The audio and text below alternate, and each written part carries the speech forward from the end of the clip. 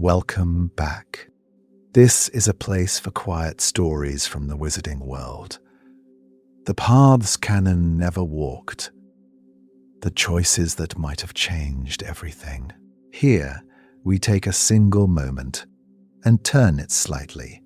We follow the consequences slowly, carefully, year by year. If you enjoy these long, immersive journeys into alternate magic, consider subscribing and settling in. Now, let's start. The chamber is flooded and full of whispers. Water laps at Harry's ankles, dark and cold, carrying the metallic tang of old blood and older magic. His wand hand is shaking. The stone serpents carved along the walls seem to watch him breathe.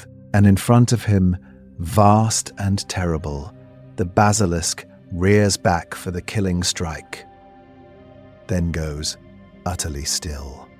What if the snake wasn't his enemy? What if the chamber wasn't a tomb, but an inheritance?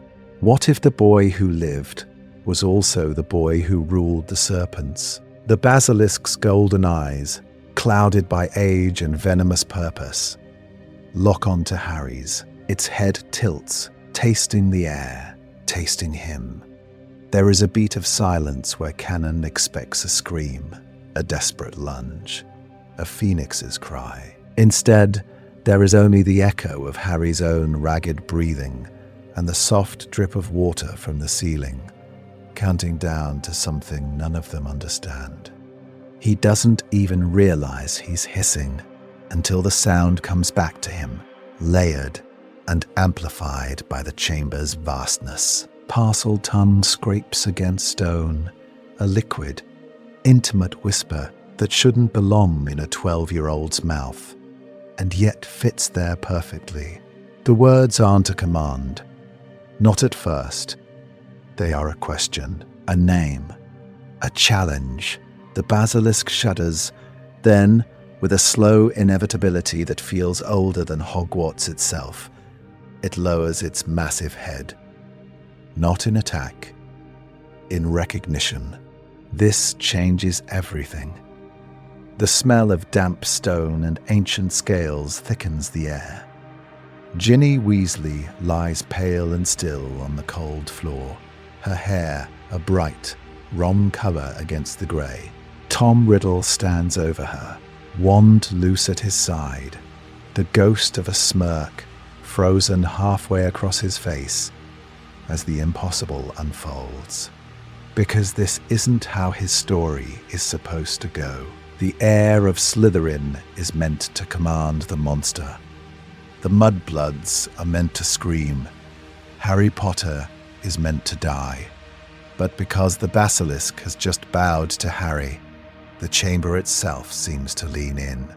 The carved serpents along the walls gleam wetly, their eyes catching a strange, greenish light. The air hums with ward lines and forgotten passwords, with a kind of welcome that feels perilously close to possession. This Harry stands between his best friend's little sister and the boy who will become Voldemort. And for the first time, he isn't merely an intruder in Slytherin's domain. He is its master.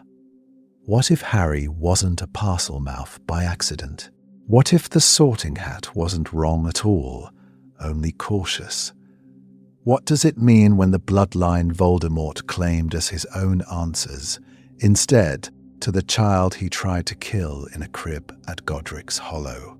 This isn't a story about a borrowed snake tongue or a freak side effect of a curse. In this timeline, Harry is Salazar Slytherin's true heir, and the chamber is finally responding to its rightful blood, its chosen will, its long-awaited successor.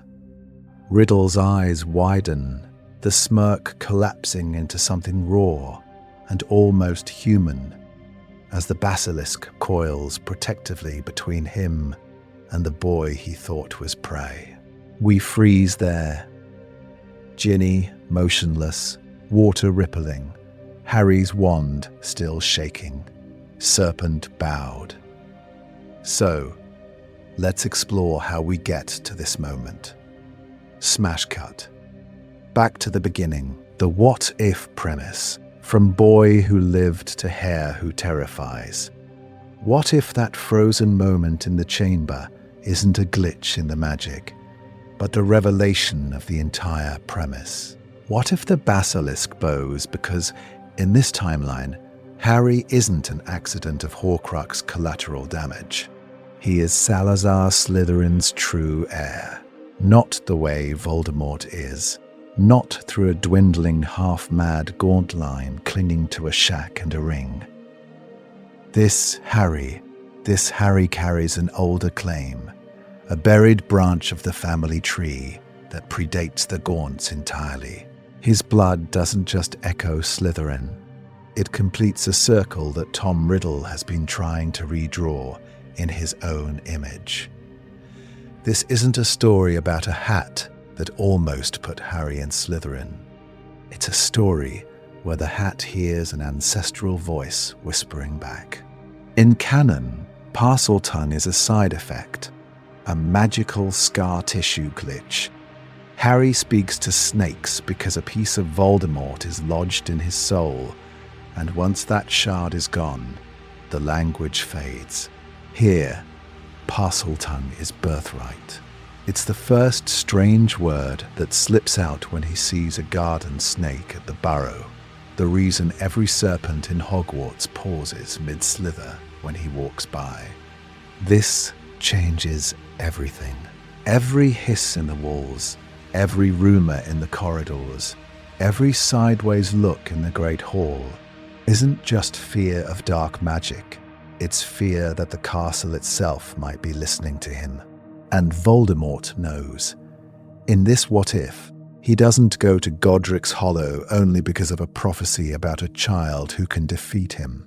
He goes because that child is a rival claimant, a baby whose blood could unmake his carefully constructed myth of being Slytherin reborn. Killing Harry means securing the chamber, the basilisk, the house, the narrative. Failing to kill Harry means there is another snake on the board, one the old magic might prefer. For Harry, growing up with this legacy isn't power fantasy, it is social nightmare. Imagine being 11, desperate for friends, and realizing that the thing that makes you special is also the thing that makes people flinch. Every whispered Heir of Slytherin in second year hits different when it might be true, when the walls answer him, when he can't quite swear the voice in the pipes is only in his head. Fear of rejection becomes a daily companion. Shame seeps in when even people he loves hesitate before asking, "You're not opening it, are you?" And there's a temptation there too, because if everyone already fears you, if the prophet spins headlines about dark potential and dangerous blood, why not lean into it? Why not use the snakes, the chamber, the name, to protect your family on your terms? This isn't smoother. Being an heir doesn't mean vaults opening and titles bestowed.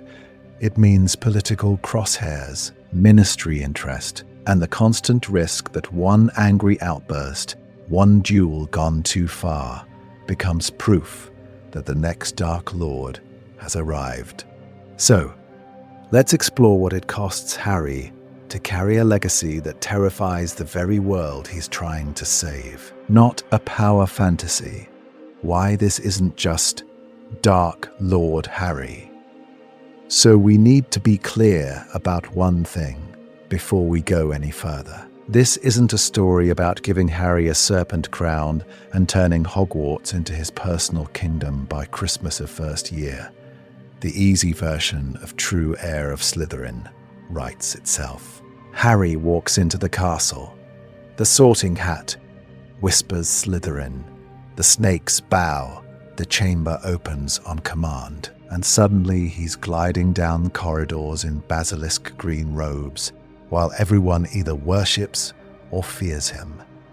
It's flashy, it's simple, it's also emotionally flat. This Harry is still the boy who grew up in a house that patched robes and passed down wands. He doesn't wake up thrilled that he can talk to snakes. He wakes up nauseous, replaying the sound of his own voice hissing at the zoo and wondering what it means that Dudley screamed. When he learns the word Parselmouth, it isn't a power-up. It's a diagnosis. So what if the timeline where Harry is the true heir isn't about instant domination, but about slow corrosion, suspicion that seeps in through headlines and hallway whispers, teachers who watch him a little too carefully when tempers flare, classmates who flinch, not because he's hexed them, but because they heard him mutter in a language they've only ever associated with dark wizards and Salazar Slytherin himself. This changes everything for how the Chamber of Secrets plays out.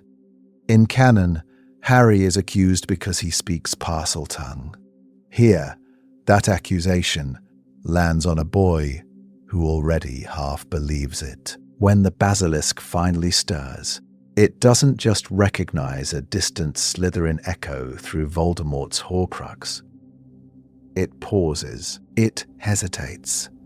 Somewhere deep underground, an ancient monster feels the presence of its true master sitting in Gryffindor robes, pretending he belongs. But because he is a Weasley first, that legacy hits something soft before it can harden into arrogance. Love versus legacy becomes the core tension.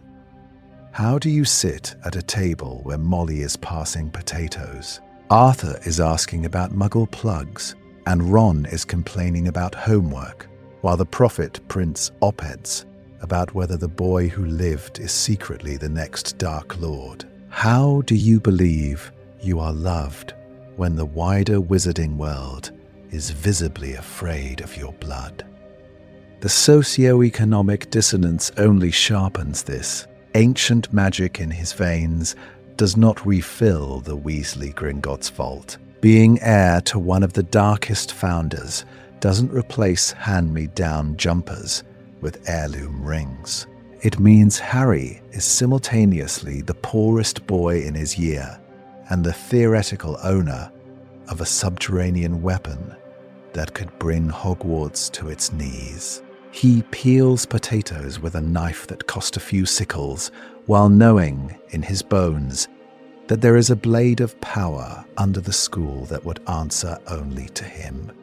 Picture him at that cramped kitchen table, second-hand plates stacked high, Ginny's elbow in his ribs, Ron arguing about Quidditch. A garden snake rustles outside, and without thinking, he answers its curious hiss. The room is warm, safe, loud with family, and Harry freezes fork halfway to his mouth because he has just remembered that one wrong word, one overheard whisper in that same inhuman tongue, could shatter this warmth forever. What happens when the first person to hear him isn't a snake, but a Weasley? Canon Harry versus Heir Harry. How upbringing shapes a serpent. The first person is Ron. He hears the hiss under Harry's breath, fork pausing mid-air, freckles stark against suddenly pale skin. Canon tells us this moment happens in a cold corridor with Justin Finch-Fletchley and a flooded floor. In this timeline, it happens at the burrow table between mashed potatoes and a joke about Percy's prefect badge. This changes everything, because who catches you first determines who you think you are. Canon Harry arrives at Hogwarts, hollowed out by deprivation. 10 years in the cupboard means he learns he is inconvenient before he learns he is a child. The Dursleys teach him that praise is dangerous, that attention precedes punishment, that love is conditional and usually revoked.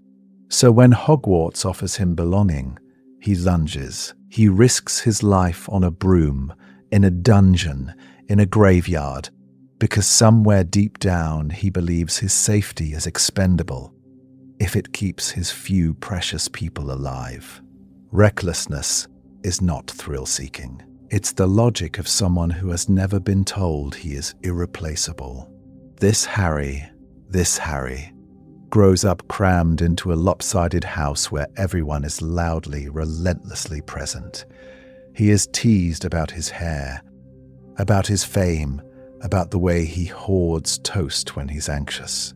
He also watches Molly hex a man in Diagon Alley for sneering at her charity case. That combination means he learns two lessons simultaneously. You will be mocked, and you will be defended. He doesn't need to prove he deserves a place at the table. Molly has already put his name on the core rota, so his Slytherin traits germinate in different soil. Canon Harry's resourcefulness is frantic, improvising because adults have failed him again. Here, resourcefulness is collaborative. He learns from Fred and George how to plan a prank 3 steps ahead, from Bill how to read a contract, from Arthur how to ask what a system is hiding. Ambition isn't about personal glory. It's about making sure the Weasleys never again have to choose between new robes and new textbooks. Cunning becomes a way to protect family, not to aggrandize a lonely self. Bravery shifts too. In canon, courage is often defiance. Standing up to the Dursleys, to Snape, to Voldemort, because he refuses to be crushed one more time. In this story, bravery is stewardship. He stands between his family and a world that might hate what he is, the true heir of Slytherin, a Parselmouth in a house known for hating dark wizards. He will walk into danger, but he will also stay home from it, if that is what keeps them safe. And yet, that hiss at the dinner table foreshadows the fracture. The Weasleys have raised a Gryffindor in all but name, but the castle will wake the serpent in his blood. What happens when the boy taught that choices matter discovers that Slytherin methods, secrecy, manipulation, calculated risk, come to him as easily as breathing? This isn't a story about simple rejection of legacy. It's about a child constantly navigating the pull between the values he was given and the power he inherited. So, let's explore what happens the first time that power answers back. From deprivation to devotion, where this Harry's heroism comes from. The first time that power answers back, it doesn't roar, it whispers. Canon Harry hears that whisper and almost without thinking, walks toward it, into danger, into basements and forests and graveyards, because somewhere deep down, he has learned that his life is a fair price to pay for other people's safety. When you've been locked in a cupboard, when you've been treated as an inconvenience, self-sacrifice doesn't feel noble, it just feels inevitable. This changes everything when we ask what if the boy who hears snakes also grows up hearing Molly Weasley's voice calling him in for dinner. Canon Harry throws himself on every grenade because, in his bones, he is expendable. This Harry spends 11 years being told to take the last potato, to share the best Chudley Cannon's poster, to move over. Because of course, there's room for him on the sofa. He is not a burden, he is a son. That means when danger comes, his first instinct is not, I'll die if I have to. It's, if I die, what happens to them? So when the Chamber of Secrets opens in this timeline and whispers curl through the pipes, he doesn't sprint headlong toward the mystery alone. He hesitates, on the burrow's back step, hand on the peeling doorframe, thinking of Ginny's laugh, of Ron's snore, of Arthur's hand landing, warm and heavy, on his shoulder. That pause isn't cowardice, it's valuation.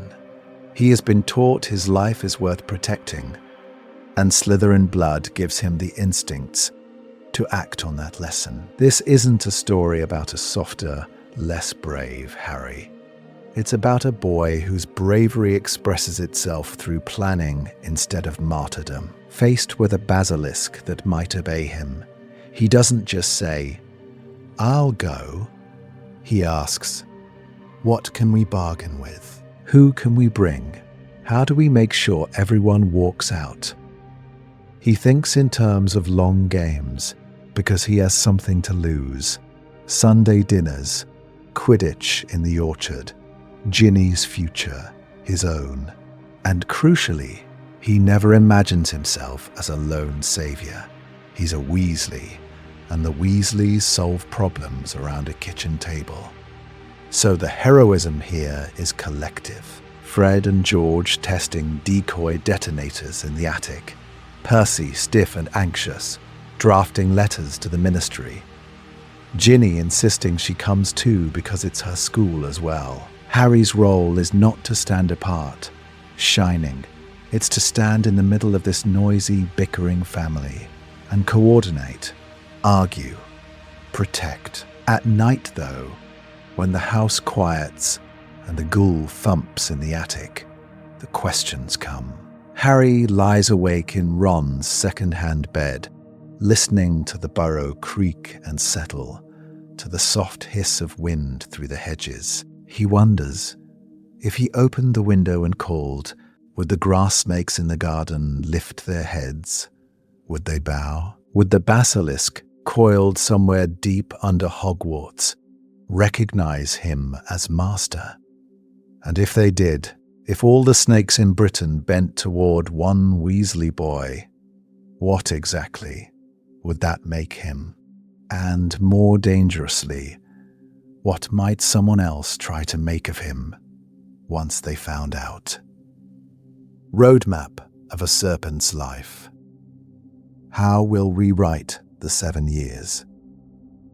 So how do we actually walk this serpent's path? How do we move from a boy at a bedroom window, wondering if snakes would bow, to a young man standing in a ruined castle, claiming a legacy in front of the whole world? We're going to move year by year, crisis by crisis, through the familiar canon timeline, but through the eyes of the true heir of Slytherin, who is also a Weasley son. This isn't a story about swapping scarves and calling it a day. It means starting at Godric's Hollow, with the prophecy reframed. Voldemort isn't just hunting a rival. He's trying to strangle an older, purer claim to Slytherin's line before it ever awakens. In first year, we linger in that sorting hat struggle. Canon gives us a hint. This Harry forces the hat into a genuine crisis. We'll watch it taste the coiled, ancestral magic in his blood, argue with itself, and then watch Harry choose Ron and family over destiny. Gryffindor wins, for now, but the castle itself remembers what the hat almost did. Second year is where the serpents answer. When the chamber opens, we won't just replay fear and mystery. We'll see doors that respond to Harry's presence, wards that hesitate to hurt him, a basilisk that lowers its head instead of striking. The question won't be, is Harry the heir? But what does an heir do with a weapon built for genocide when he has been raised on love? Third year, Sirius doesn't just bring revelations about James and betrayal, he brings bloodline truths. We'll explore what it means when Harry learns he carries an inheritance older than Voldemort's gaunt ancestry, and how that reshapes his rage, his mercy, and his sense of who needs protecting. 4th year, the graveyard becomes a duel of lineages. Voldemort, the self-proclaimed heir, facing the boy whose magic the chamber already obeys, will ask, when their wands lock, when the snakes in the graveyard twitch between two masters whose claim really holds. Later, arcs widen the lens. In 5th year, Dumbledore's strategy shifts from concealment to containment. He isn't just avoiding Harry, he's trying to keep the wizarding world from rallying behind a different kind of Slytherin symbol. 6th year dives into Draco and Slytherin house politics as they reckon with a rival heir who walks the corridors flanked by Weasleys.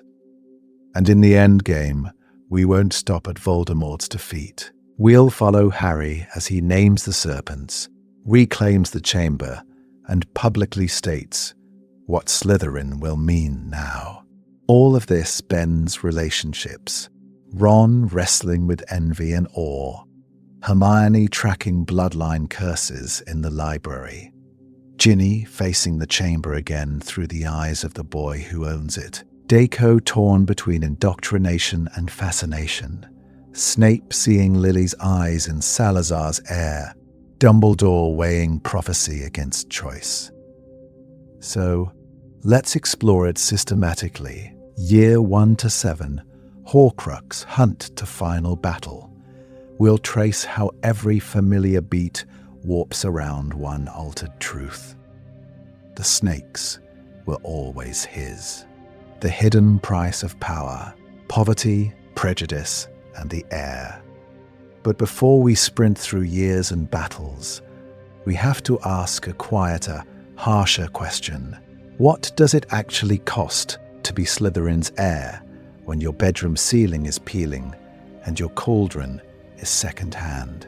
What if the ancient snakes whisper his name while he's still patching hand-me-down robes with Ginny at the kitchen table? Because this is where the fantasy of power slams into the reality of poverty. Harry might carry Salazar's blood and the Potter name, but day to day he's a boy drinking cocoa from a chipped mug at the Burrow, counting sickles with Ron before school. This Harry hears the basilisk in his bones, and also hears Molly fretting over whether they can afford new books for everyone. The contrast isn't cosmetic. It shapes how he thinks about worth. Is he valuable because of an old man's will and an older man's bloodline, or because he peels potatoes without complaint and chases gnomes with the twins? This isn't a story about an heir sweeping in to fix everything with a snap of his fingers.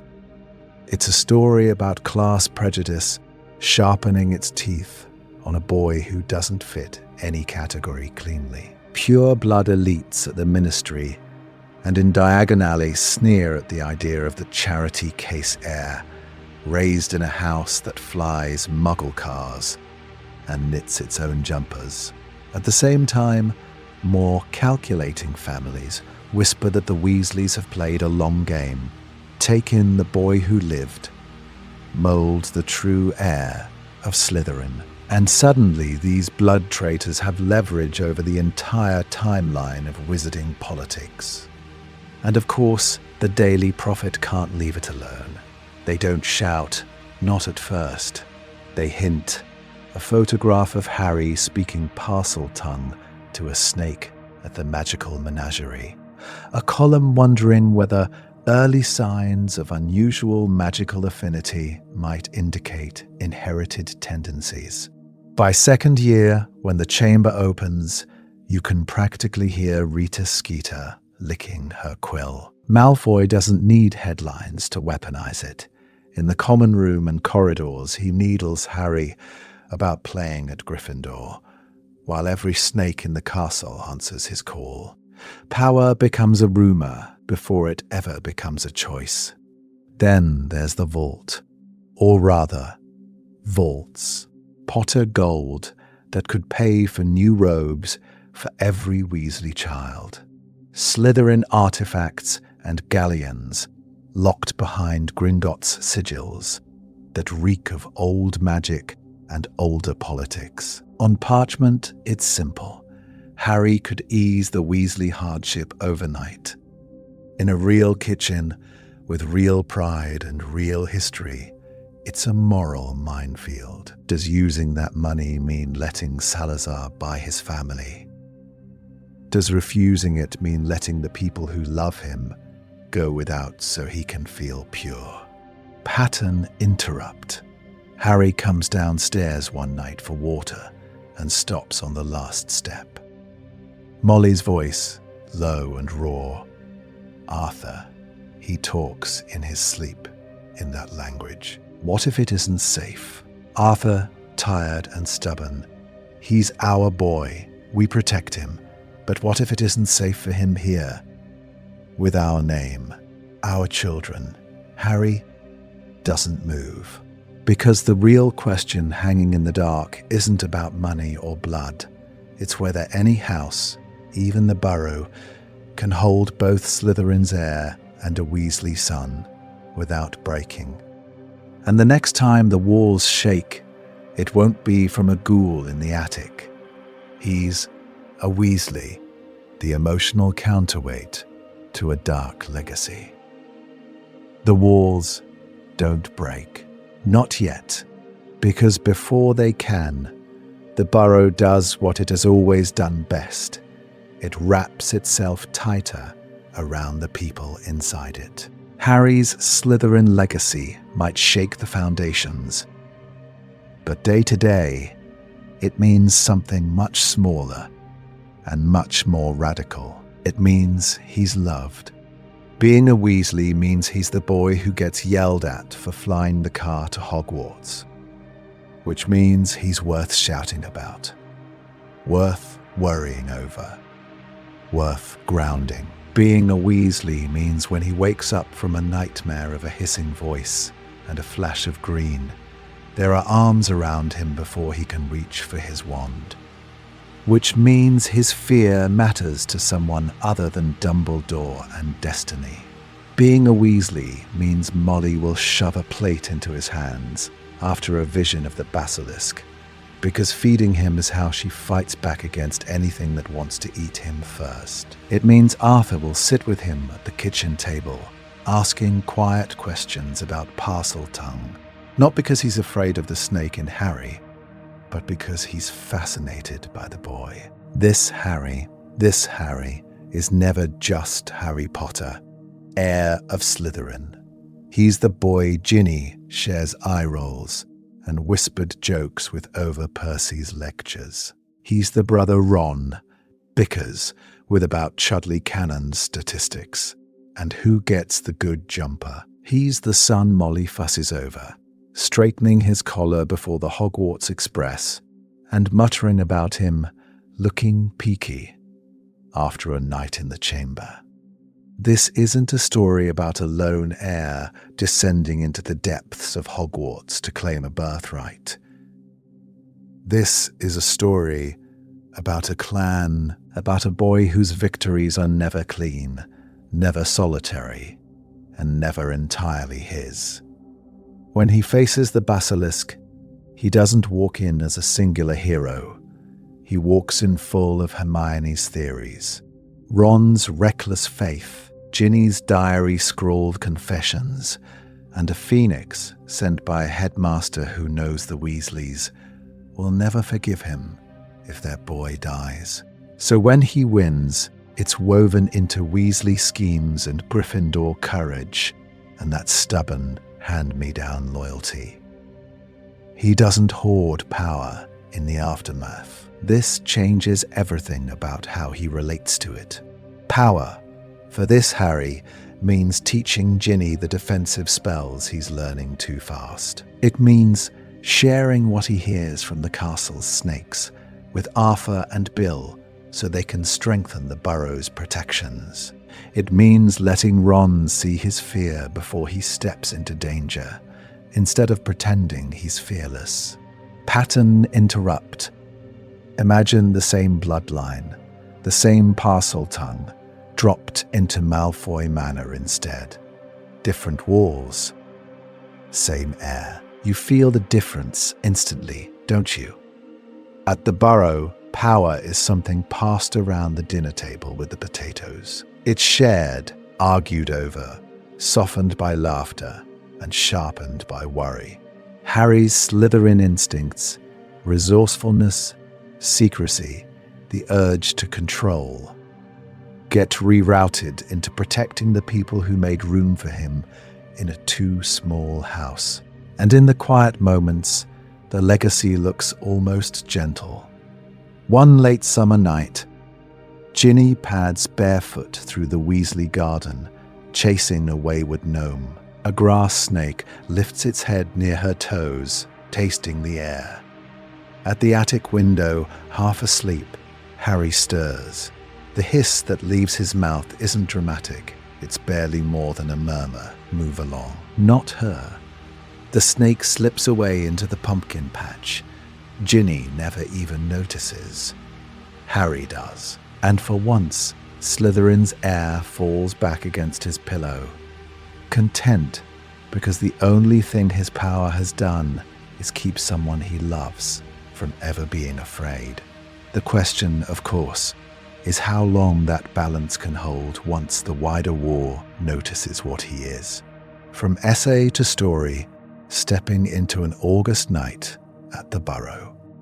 The wider war will come. It always does. But before prophecies and dark lords and chambers beneath the school, we start somewhere much smaller.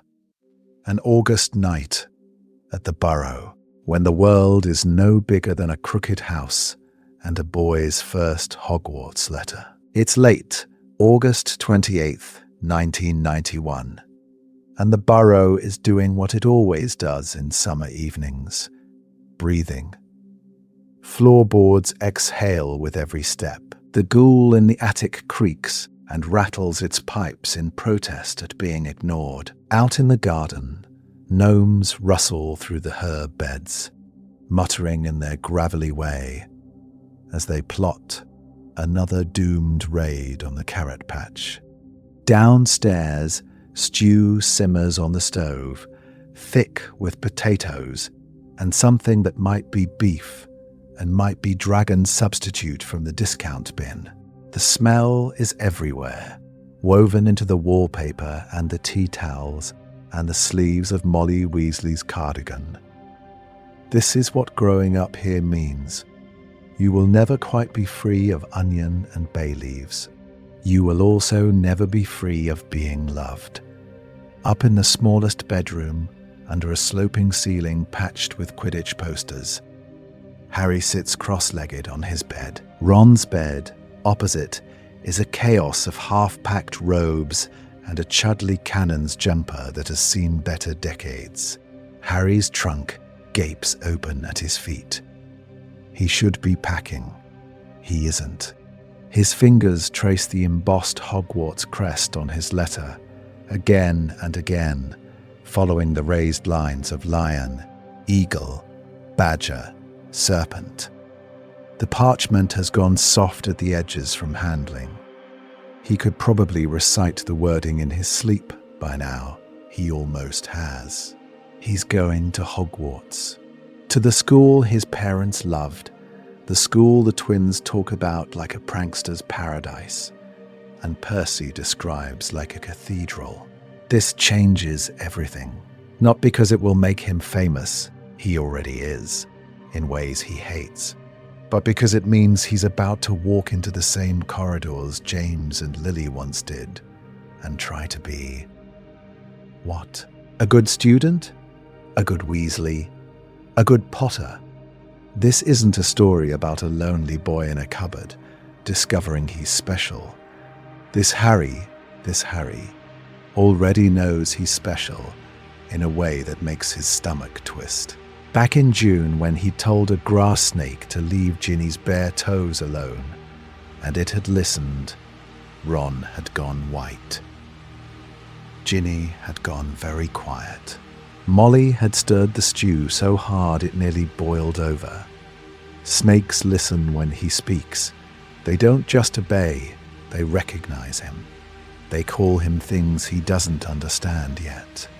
little master. Heir. The Weasleys know he can talk to snakes. They do not know what it means. Not really. Not in a world where Salazar Slytherin's name still echoes like a warning, where Parseltongue is a word people whisper. Harry has heard the tension in Arthur's voice when he says, "We'll protect him, Molly, because of course they will. He is theirs, but even family can't protect you from blood you don't understand." So he sits there, Hogwarts letter in one hand, a threadbare maroon jumper in the other, trying to decide which hand-me-down to pack. What if the hat sees what the snakes see? What if Hogwarts feels less like a home and more like a test he was never told he'd have to take? So, let's explore this life, year by year, starting on a warm night at the Burrow, when a boy who talks to snakes is trying to decide which hand-me-down jumper to pack. A different Godric's Hollow, prophecy, blood, and Voldemort's fear. We have to leave the Burrow for a moment, before the hand-me-down jumper, before the sorting hats whisper. There is another night, another house, and a prophecy that doesn't mean what anyone thinks it does. In canon, that prophecy is about power and defeat, a child with the power to vanquish the Dark Lord. But what if, in this timeline, it carries an extra, poisoned thread? What if the wording about the power the Dark Lord knows not lands on two old men who both obsess over bloodlines? Dumbledore hears it and thinks of love and choice. Voldemort hears it and thinks of inheritance, of Salazar Slytherin's legacy being claimed by someone else. This isn't a story about Voldemort simply fearing death. It's about him fearing replacement. Because in this version, when Dumbledore begins tracing the Gaunt family tree, he finds something disturbing. The line doesn't end with Merope Gaunt and her unhappy son. There is a hidden, offshoot branch, a squib great-aunt who vanished into the Muggle world, married, and whose descendants quietly threaded themselves back into Wizarding Britain. So, let's explore what it means when that forgotten Gaunt blood resurfaces not in Tom Riddle, but in the Potters. Maybe it's James whose grandmother was that lost Gaunt, the magic in her blood diluted and sleeping. Maybe it's Lily, whose Muggle family history has more gaps than Petunia is willing to discuss. Either way, Dumbledore's research ends with a cold conclusion. Harry Potter is not just a boy who could defeat Voldemort. He is a boy who could outrank him. The true heir in the eyes of the oldest magic tied to Hogwarts foundations. Voldemort learns this not from Dumbledore, but from his own investigations into the prophecy. Snatches overheard, patterns noticed, whispers from old magic that respond to Harry's birth in a way they never answered Tom. The wards around the chamber shiver. The basilisk, far below, stirs. For the first time, the ancient Slytherin spells do not feel wholly his. This changes everything. He doesn't go to Godric's Hollow only to stop a future opponent. He goes to prevent the chamber and the basilisk from ever answering to another voice. He is there to kill a rival claimant, to protect his monopoly on fear. The night plays out familiar and wrong. The Fidelius is broken. James still falls in the hall, wandless, buying seconds. Lily still runs upstairs, not because of a prophecy she fully understands, but because she understands one thing perfectly. Her family is under attack. In the nursery, when she refuses to stand aside, that sacrificial magic still flares into being, ancient and bright. But because Harry's blood hums with founder magic, something else wakes up. Voldemort's killing curse strikes the child, colliding not just with Lily's protection, but with the deep Slytherin enchantments threaded through Harry's veins. Magic that once raised walls and called serpents now meets magic meant to tear souls apart. The curse rebounds, but it doesn't simply snap back, it twists, dragged through that old serpentine power. A fragment of Voldemort clings to the only vessel available, but the imprint it leaves is tangled with something older than him, something that remembers stone corridors and a hidden chamber. When the dust settles, Godric's Hollow is still ruined. The crib is still scorched. Baby Harry is still crying in the wreckage, a fresh lightning scar burning on his forehead. Yet if you listened closely, you'd hear that his sobs break once, on a soft, instinctive hiss. Outside, in the overgrown garden, a garden snake lifts its head, tongue tasting the air, and turns unerringly toward the ruined nursery window, as if answering a call its master hasn't learned he's made. And Dumbledore, arriving moments later, has to decide what to do with a baby who has just commanded a snake without meaning to. Dumbledore's secret file. The day he realized Harry was Slytherin's heir. Dumbledore does not decide in the nursery. He decides in the weeks after, when the smoke has cleared and the Ministry is already turning Godric's Hollow into a legend. What if the legend is wrong? What if the snake language and the ruined house are symptoms, not causes? He begins, as he always does, with records. This isn't a story about twinkling eyes and lemon drops. It's a story about an old man in a cold office, sleeves rolled up, parchment spread in uneasy constellations across his desk. He traces Potter lines back through Peverills and obscure country squires, then further into half-erased branches that the average pure-blood genealogist would dismiss because they don't fit the narrative of noble, Gryffindor-leaning Potters. Dumbledore does not dismiss them. He visits Gringotts. You can almost see the goblin, rings glinting, eyes bright with the satisfaction of rules obeyed, and secrets technically not volunteered. A Potter child, orphaned, they confirm, vaults secured, bloodline verified. But because Dumbledore asks the right, very old questions, they bring out a different scroll from a deep, iron-bound drawer, a Founders Holdings ledger, bound in basilisk hide, sealed with 4 crests. Here's the pattern interrupt. We think of the Founders as myths, not as legal entities with assets and succession clauses. The goblin pricks Harry's sleeping finger. Just a drop, just a formality. And the blood sigil flares not at Gryffindor's lion, not at Ravenclaw's eagle, but at the coiled serpent, Salazar Slytherin, primary heir recognized. The gaunt line, a marginal fractured claim, annotated in spidery goblin script, as disputed, and now, in a fresh, glowing hand, superseded. This changes everything, not because it suddenly makes Harry dark, but because it means Voldemort didn't just attack a prophecy child. He tried to erase a rival claimant to Slytherin's legacy. Canon gives us a boy marked by his enemy. This timeline gives us a boy who unknowingly outranks him.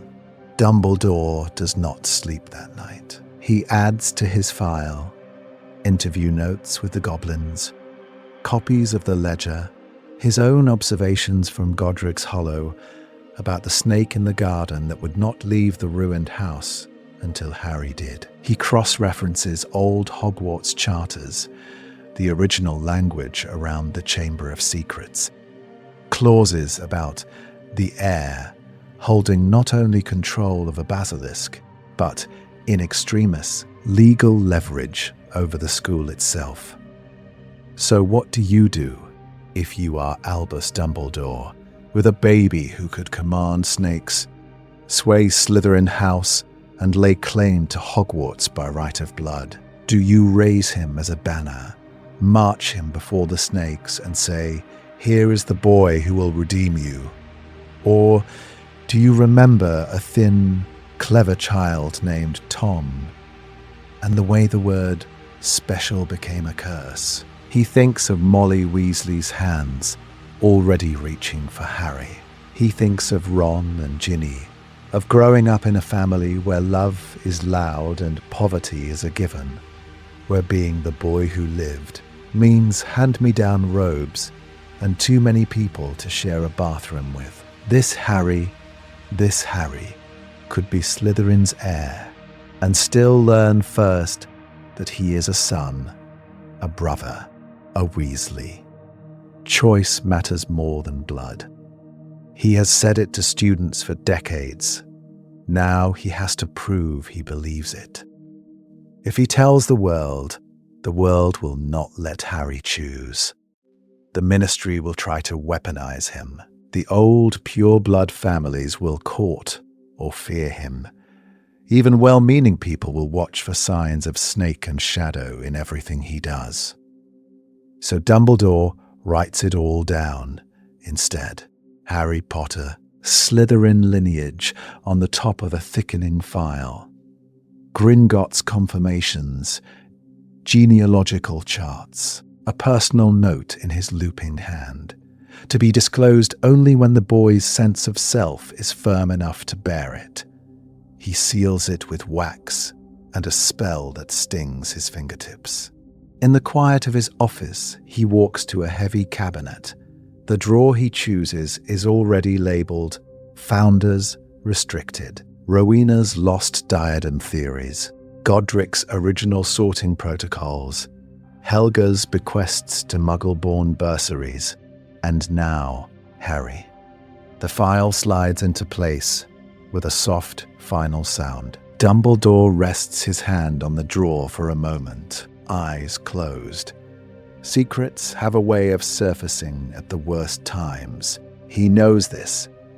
He is counting on time anyway, because when the chamber stirs again, when whispers of an heir rise in the dark, he will have to decide whether to keep protecting Harry from his legacy, or to hand him the truth and watch what he does with the Serpent's crown.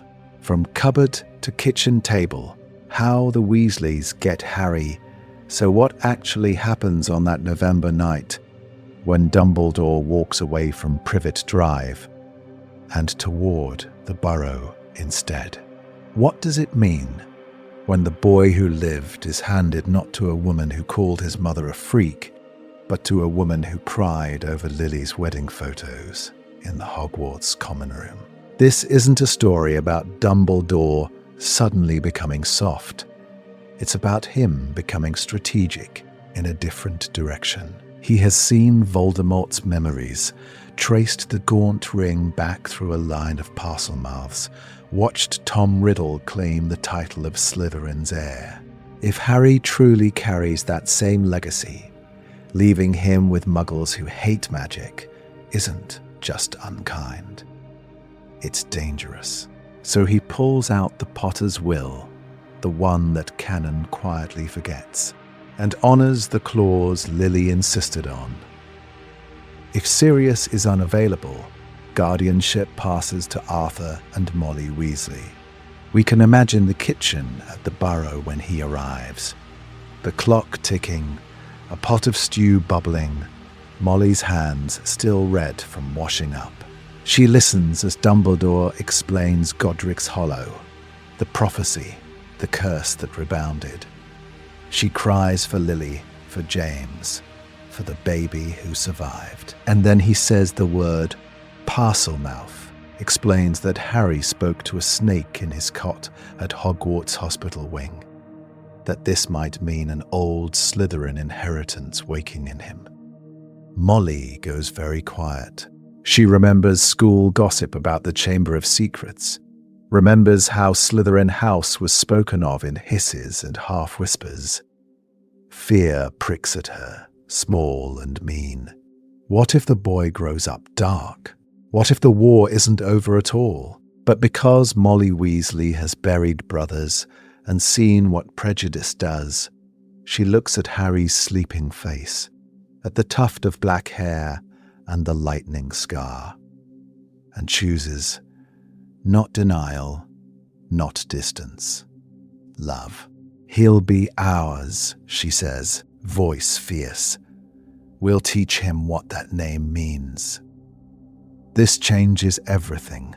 Harry's first memories are not a cupboard, a cat flap, and Dudley pounding on the stairs. They're the Burrow's lopsided staircase, Ron's snoring from the other bed, Ginny's giggles echoing down the hall.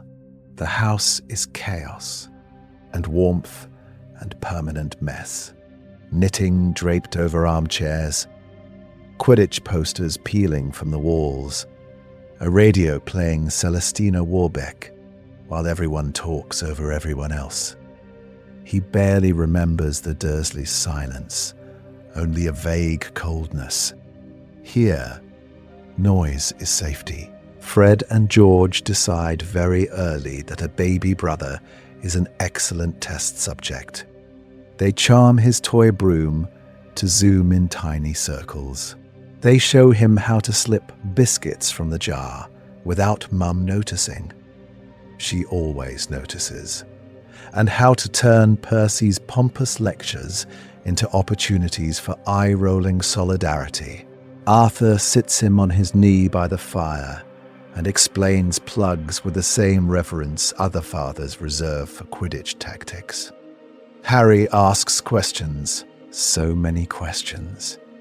And crucially, no one tells him questions are rude. He learns that in this family, curiosity isn't punished. It's celebrated. Ginny toddles after him through the garden, clutching his sleeve, demanding he play dragons again. This Harry learns to laugh so hard milk comes out his nose, learns that when he cries, someone comes, that when he has a nightmare, there is always a bed to crawl into and arms to hold him until morning. And then there's the snake. One afternoon, Molly is at the kitchen window, hands in the suds, watching Ginny and Harry play near the cabbages. A small grass snake slips out from under a stone, tongue flickering. Ginny squeals and freezes. Before Molly can reach for her wand, Harry steps in front of his sister, eyes oddly calm for a child barely 3. "Go away," he hisses. It isn't English. It's a low, rippling sound, ancient and intimate. The snake pauses, turns its head as if listening, then glides back into the shadows. Harry blinks, shakes himself, and goes back to building a mud castle. Ginny chases a gnome. The world keeps turning. At the sink, Molly Weasley stands absolutely still, soak dripping from her fingers, heart pounding. She has just watched her son speak the language of Salazar Slytherin to protect her daughter, and she knows, with a clarity that steals her breath, that the past they thought they'd buried is already coiling through her garden. So, let's explore what happens when the burrow itself becomes the cradle of a serpent's heir, and whether love can hold its ground against an ancient house's call. Snakes in the garden, early signs of a Slytherin child. The snake comes first. Not a basilisk in a hidden chamber, not a dramatic zoo incident, but a thin brown garden snake, half-crushed dandelions under its coils, and Ron Weasley bearing down on it with a broom. What if the first test of an heir isn't a prophecy or a wand, but what a child does when something smaller is cornered? Harry is 6. The burrow is bursting with summer noise. Ron is shouting that it's near Ginny's shoes. Ginny herself is frozen on the back step, eyes huge, one sock half on. Molly is at the sink, hands in soapy water, already turning with that particular mother's radar for danger. And then the air goes strange, because Harry doesn't think, he calculates. This Harry has already learned that panic makes adults loud and loud adults miss details. He sees Ginny's shaking hands, Ron's white-knuckled grip, the snake's frantic whipping body. He weighs it all in a heartbeat and chooses the most efficient route. "Stop," he says. And it's not English.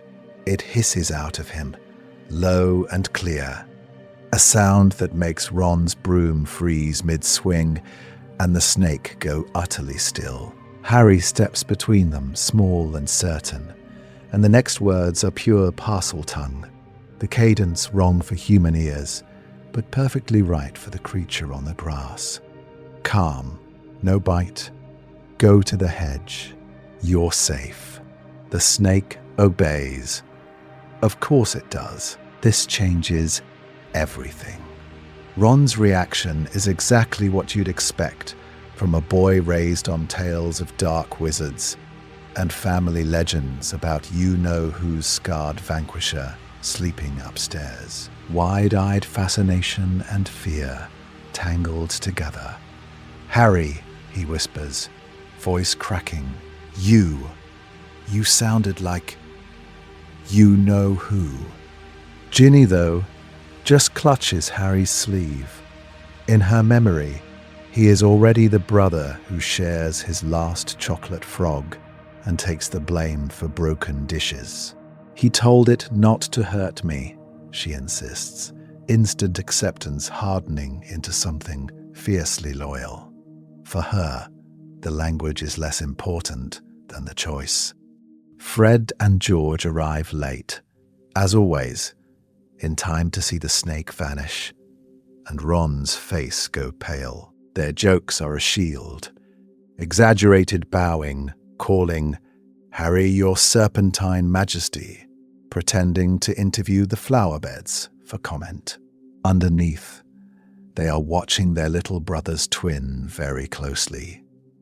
Molly dries her hands too carefully. Her voice is brisk, but her eyes keep darting to Harry's mouth as if the next word might turn into a curse. This isn't a story about blind, uncomplicated love.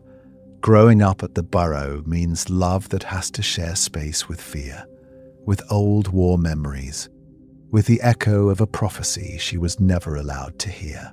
Arthur treats it like a new plug or a rubber duck. He kneels in the grass, asks Harry to repeat the sounds, and actually takes notes on the back of a ministry memo. How does it feel when you do it? Can you choose which language comes out? Do the snakes ever talk back about humans? There is curiosity where there could have been recoil, and that, too, will protect Harry. And threaded through all of this are the quieter Slytherin traits that canon never got to nurture. Harry thinks before acting, not because he's timid, but because he's already learned that the right pause can save someone from a shouting match or a bite.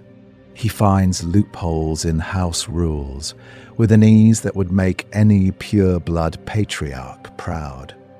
Technically, he didn't go outside after dark if he stepped out at dusk and stayed very still by the door. Technically, he isn't lying if he just says he talks to animals and lets people assume. Instinctively, he keeps the snake-talking secret, not from Ron and Ginny, not from the immediate circle of family, but from neighbors, from teachers, from anyone who might turn a curious story into a fearful label. Even at 6, he understands that being different is one thing, being the wrong kind of different in a post-war Britain is another. So we end up, inevitably, in the Burrow's kitchen after midnight. The clock's hands point to home. The ghoul thumps overhead, and Arthur and Molly sit across from each other, with cold tea between them. Do they tell Dumbledore? Do they alert the Ministry? Do they risk Harry becoming a case file before he's learned his times tables? Molly's fingers worry the handle of her mug. If they hear Parseltongue, they'll hear Slytherin's heir, she says quietly. They won't see our boy. Arthur nods, eyes on the dark window where the garden lies quiet, snakes and children both asleep. Then we don't tell them, he decides. Not yet. He deserves a childhood before they turn him into a legend or a monster. They choose secrecy over surveillance, family over institution. And in doing so, they don't just hide a talent, they change the entire timeline of who learns what about Harry and when. Because the next time a snake listens to Harry Potter, it won't be in a safe little garden, and the Burrow's quiet, dangerous secret is already winding its way toward Hogwarts. The letter and the look. Dumbledore visits the Burrow, so when the knock finally comes, it isn't dramatic. It's soft. 3 measured taps on the crooked Burrow door that still make Molly's ladle freeze in mid-stir, that make Arthur look up from a half-disassembled muggle plug with a frown he doesn't quite manage to hide. Outside, Dumbledore stands in a swirl of purple robes that don't belong in a muddy Devon lane. Silver beard catching the late afternoon light. He ducks inside, as he always does, as if the Weasley's ceiling beams are a sacred test he must respectfully pass, and lets Molly fuss him into a chair at the worn kitchen table. The table that has seen every Weasley child cry and laugh and refuse to eat their peas. The tea pours itself. More than that, it keeps refilling itself, steam curling up in lazy spirals each time the level drops. It's a small, domestic enchantment. But in this house, it feels almost ceremonial, because we know this isn't a social call, and so do they. Harry knows it too. This Harry who has already heard a snake obey him in a field behind the broom shed, sits halfway up the stairs, pressed against the banister, breath held. He is not supposed to listen. He listens anyway. Dumbledore's voice is gentle. It always is at first. Has Harry shown any unusual talents? Any gifts that might seem unexpected, even by wizarding standards? The words are mild. The subtext is not. Molly's hand stills on her teacup. Arthur's eyes flick to hers, then away. They are remembering the garden, the hiss of syllables that were not English, the way the snake had coiled at Harry's feet, like a subject before a king. Molly answers carefully. Harry is a good boy, a clever boy. He helps with Ginny, he minds his chores, he loves his family. Children do odd things, don't they, Albus? Magic leaks out around the edges when they're growing up. Dumbledore nods, but his gaze is far away, somewhere in the deep architecture of Hogwarts, in foundations laid by 4 very different people. He mentions, almost casually, that certain abilities are rare. That Parseltongue, for instance, has historically appeared only in very particular bloodlines. Salazar Slytherin himself was said to, he stops. The word heir hovers between them, unsaid but unmistakable. Pattern interrupt. What if, in that pause, Molly understood more than Dumbledore intended to reveal? Because her face hardens. This isn't a story about founders and bloodlines, she tells him, voice low but steady. This is a story about a boy who lost his parents and found a family. Harry is not a relic. He is not a symbol. Whatever strange magic he carries, and she will not pretend she hasn't seen it, he will not be turned into a weapon, not by you-know-who, not by Hogwarts. Arthur, usually the peacemaker, doesn't soften it. He simply adds that they will protect their son. All of him, even the parts that frighten people who remember canon tales about Slytherin and serpents. Dumbledore's reply is a quiet retreat. He speaks of choices, of how blood does not have to define destiny, of how Hogwarts can be a home even for those with complicated legacies. This changes everything, he admits, without quite saying what everything is.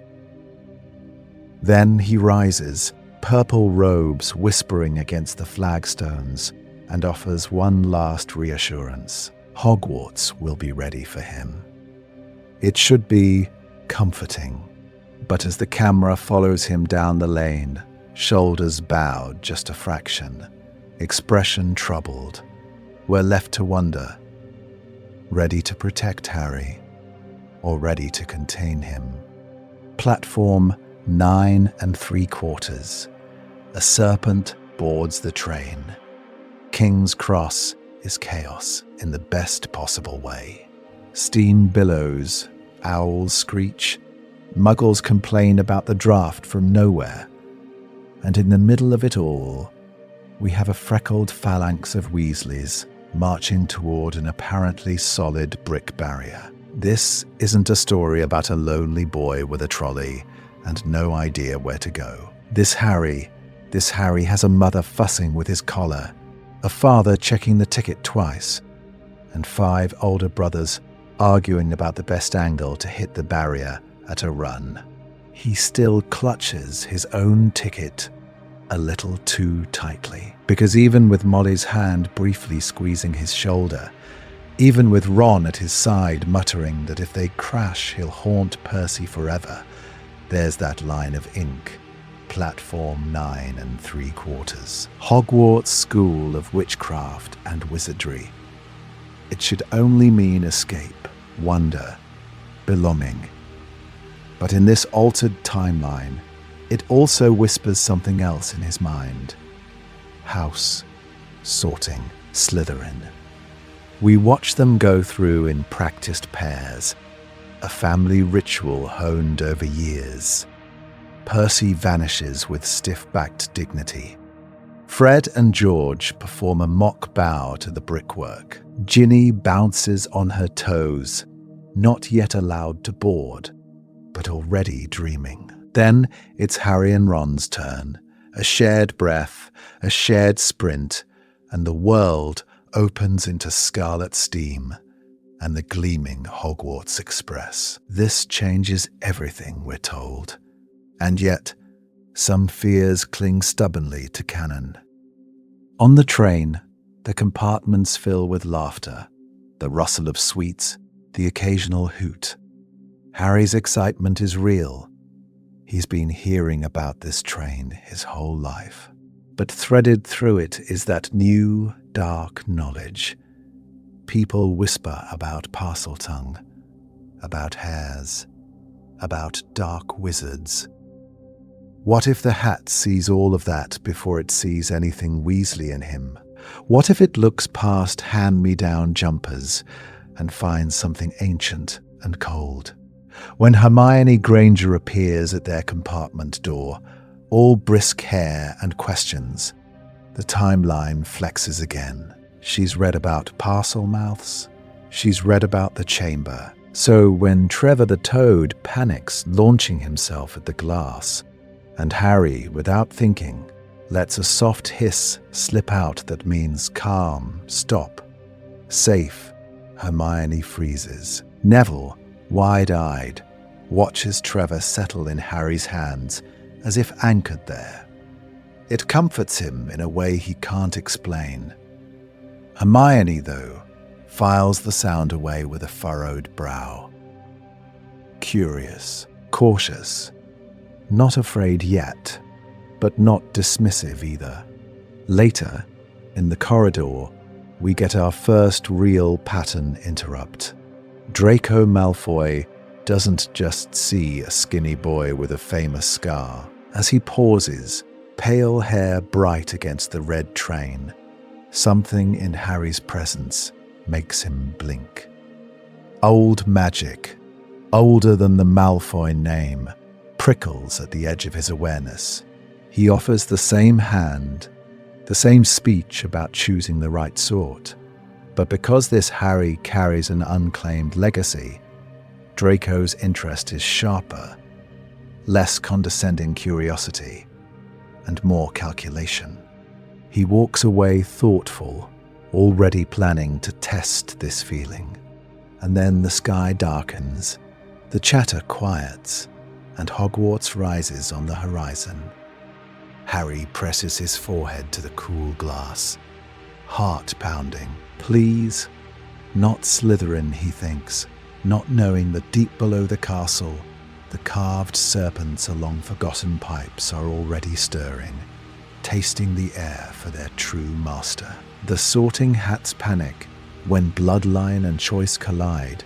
The boats scrape against the shore, and, for a moment, it's all lantern light on black water and the looming silhouette of Hogwarts. Then we're inside, swept into the great hall, ceiling alive with storm clouds.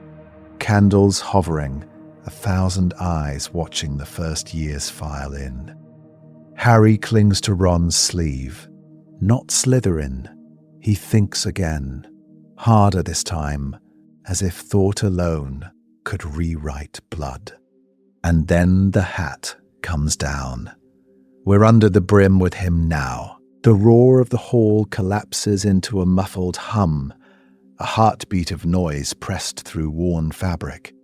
It smells of dust and old smoke, of 1,000 childhood fears and triumphs. The brim twitches against his forehead like a living thing, and before Harry can form a single word, a voice curls into his mind.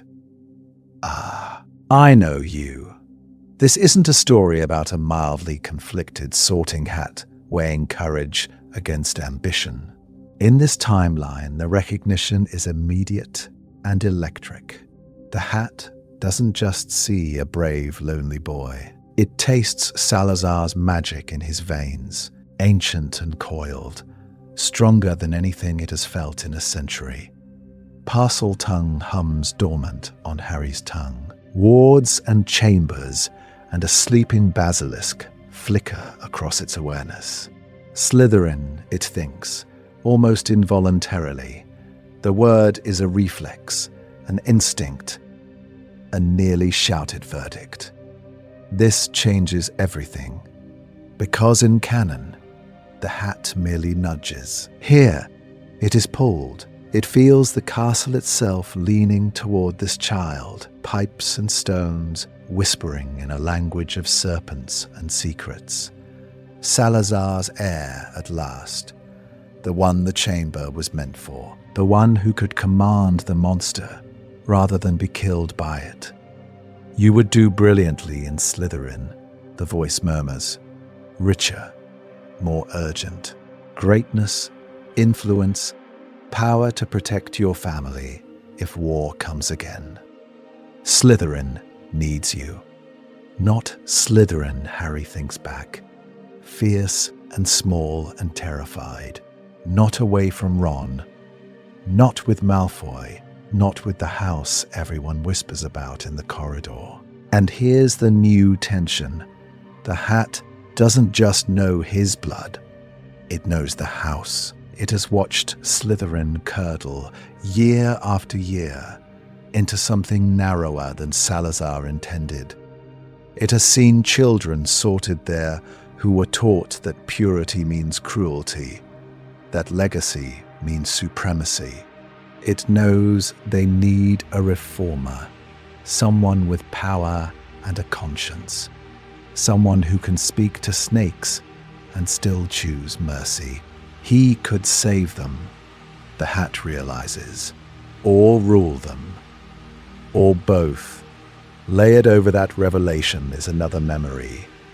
Dumbledore's voice, quiet and precise, in the headmaster's office. Let the boy choose, if you can.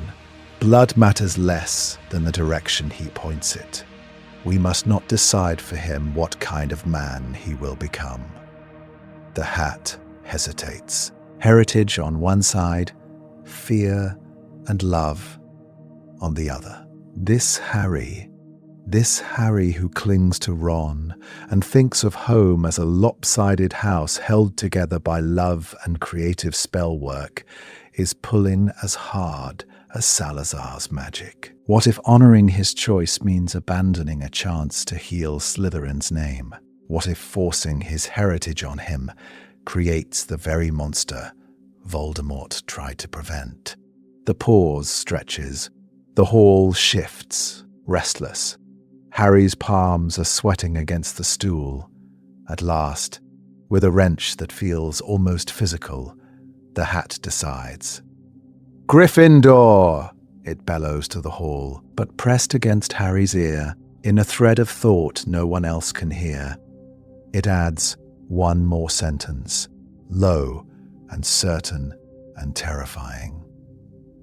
"You will never escape what you are." Harry shivers as the Hat lifts away, not yet knowing that the castle has heard that verdict too, and is already beginning to respond. A lion with a serpent's shadow. First-year friendships under suspicion. The hall roars for Gryffindor, but at the red and gold table there's a heartbeat of silence. Because the Hat took too long. Because everyone heard it muttering. Because something about Harry Potter felt wrong and right at the same time. Ron is the first to move. Of course he is. He whoops, grabs Harry's arm, and drags him down between Seamus and an overexcited twin.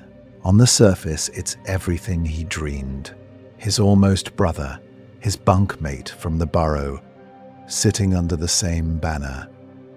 He's relieved in a way he doesn't have words for. But as the noise swells, there's a tiny question he shoves down hard. What if the Hat hadn't listened? What if Harry had walked to the other table, to the snakes and silver, and left Ron on his own in this new world? This changes everything, because that fear doesn't vanish. It lingers in the way Ron watches the Slytherin table out of the corner of his eye, measuring how often they glance back at Harry. It hums under his pride when he tells anyone who'll listen. Course he's a Gryffindor. He's a Weasley, isn't he? The boast is true. It's also a warding charm. Hermione sees something different. She sees the delay, the way McGonagall's fingers tightened on the hat, the way Dumbledore's gaze sharpened. She hears the whispers, starting before pudding appears. He spoke to it in another language. It didn't want to let go. In canon, Hermione's suspicion of Slytherin is mostly second-hand. In this timeline, it's personal and immediate because it's attached to the boy who shared his sandwiches with her on the train. So, she does what Hermione always does. She goes to the library. This isn't a story about a girl who simply trusts the narrative that Slytherin means evil. She pulls musty biographies of Salazar, reads about Parseltongue as a hereditary gift, traces the gaunt family tree until her eyes ache. The more she learns, the more uneasy she becomes, but also the more determined she is to be fair. If Harry is tied to that legacy, then the legacy itself has to be examined, not just feared. Draco, meanwhile, is offended on principle. A boy who moves like he owns the air around him, who stares down professors without meaning to, who clearly hears snakes. That boy belongs in Slytherin. His fixation starts as outrage at the hat's mistake, but very quickly becomes a project. What if, he thinks, the hat chose wrong and Draco Malfoy could set the story back on course? He doesn't launch some grand campaign. It's quieter than that.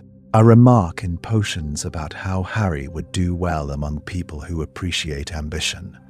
An invitation to fly with the Slytherin team, just to see your options. A pointed, you don't really feel at home with that lot, do you, when Ron storms off after a spat.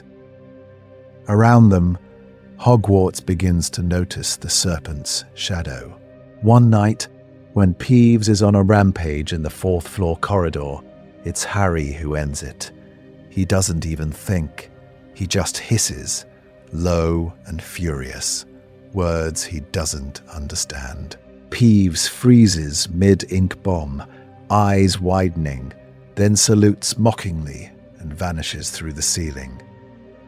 The next morning, there's a rumor that Peeves is afraid of Potter. In the dungeons, a snake in a glass tank at the entrance to the potions classroom goes still whenever Harry walks by, tongue tasting the air in a strangely reverent pattern. Snape notices. Of course he does. His eyes narrow, his questions in class grow more precise. His gaze lingers a little too long when Harry's hand brushes an ancient stone pillar, and the runes along it flicker faintly, as if recognizing old blood. Pattern interrupt one rainy Tuesday. 2 Hufflepuff second years huddle outside the Great Hall, whispering a new version of events. They say the hat wanted him for Slytherin, but Dumbledore forced it. One breathes, said he had to be a hero, not a snake. It's not true, but because it's plausible, because it explains the unease everyone feels, the rumor spreads, seeding distrust in corridors and common rooms alike, and quietly setting the stage for the next time Hogwarts has to decide which side Harry Potter is really on. Halloween, trolls, and a hint of Serpent strategy. Rumors are one thing in daylight. On Halloween, under enchanted bats and floating pumpkins, they feel like omens. So when Quirrell bursts into the Great Hall, shrieking about a troll in the dungeons, every whispered theory about Harry's snake side suddenly has teeth. Chaos erupts. Benches scrape. First years cry. Canon gives us a Gryffindor Harry who blunders into danger on instinct alone. But because this Harry has grown up as a Weasley with Slytherin sharpened into his bones, his first reaction isn't to run. It's to map. We watch him freeze, not with fear, but with focus. Exits. Bottlenecks. Teachers herding students, the way the older Slytherins are already pulling their younger housemates into tight, defensive clusters. This isn't a story about a boy who only knows how to charge forward. This is a boy who has spent 11 years watching Molly plan a battlefield out of a cramped kitchen, and Arthur quietly assess which enchantment will keep his family safest. When Harry and Ron realize Hermione never came back from the bathroom, the choice to go after her feels familiar. Family first. Protect your own. But the way he goes is different. He drags Ron down side corridors, avoiding the main crush of students, listening for vibrations in the stone rather than following the noise. He's not just brave, he's hunting. They find the troll in that same ruined bathroom. Of course, stink, grunts, smashed porcelain. Yet even here the timeline tilts. Harry doesn't leap onto its back immediately. He clocks the height of the ceiling, the weight of the club, the distance to Hermione. He notices, too, The carved snake twined along the base of a nearby suit of armor, its metal eyes catching torchlight. Something ancient in him answers. Before he can think better of it, he hisses, not words he understands, not a conscious spell, but a stream of Parseltongue that scrapes the air raw. The armor shudders. The snake motif glows a dull, poisonous green. And old castle magic, Salazar's magic, ripples out. The stones beneath the troll's feet buckle. The floor tilts just enough that its next step goes wide. It staggers, roars, and that's the opening Ron needs for Wingardium Leviosa and the classic Falling Club knockout. Hermione is shaking, covered in dust, but she saw everything. She saw Harry calculate angles and risk. She heard that inhuman language and felt the castle respond, as if he had reached back through the timeline and tugged on Slytherin's own design. It frightens her. It fascinates her more. Later, in McGonagall's office, she lies for them as in canon. But her voice is steadier, her eyes flicking to Harry with something new. Respect laced with wary curiosity. This changes everything for her. He isn't just reckless heroism in hand-me-down robes. He is strategy, and he is old power. Back in the Gryffindor common room, after the cheering dies down and Ron starts to snore mid-sentence, Harry finally shakes. Not because of the troll, because of how right it felt to hiss at that metal snake and have the castle obey. What if that's what they're afraid of? He whispers. What if they're right? Hermione studies him in the firelight, her expression soft but unflinching. Whatever you are, Harry, we're not going anywhere. He nods, but in the crackle and shadow he doesn't quite believe her yet. And Hogwarts, listening, is already shifting in response to its hair. The mirror of Erised, seeing Slytherin standing behind him. Hogwarts shifts. Harry doesn't have words for it yet, but the castle feels watchful, almost waiting. So when the invisibility cloak and the midnight corridors start whispering temptation, you can see how this timeline nudges him toward one particular forgotten classroom and one particular piece of magic that reflects desire back at him. The room is colder than he expects. Stone biting through his socks, air tasting of dust and disuse, the kind of silence that makes you swallow your own breathing. Canon gives us Harry stumbling on the mirror of Erised as a lonely boy aching for family. This Harry arrives already tethered to a noisy kitchen, hand-knitted jumpers, and a mother who will send a howler across continents if he so much as forgets to write. So what does he think he'll see? The burrow rebuilt in marble? A vault overflowing enough to erase Weasley poverty? A Hogwarts where no one whispers air when he passes? He steps in front of the mirror, and the first image still hits like a bludger. James and Lily, clear as day, smiling at him with that fierce, uncomplicated love he's only ever felt as Echo. That part doesn't change, because even a boy raised in abundance of affection can ache for the parents who died for him. This isn't a story about replacing the Potters with the Weasleys. It's about what happens when he has both and the wanting doesn't cancel out. But then the Slytherin twist arrives at the edge of the glass.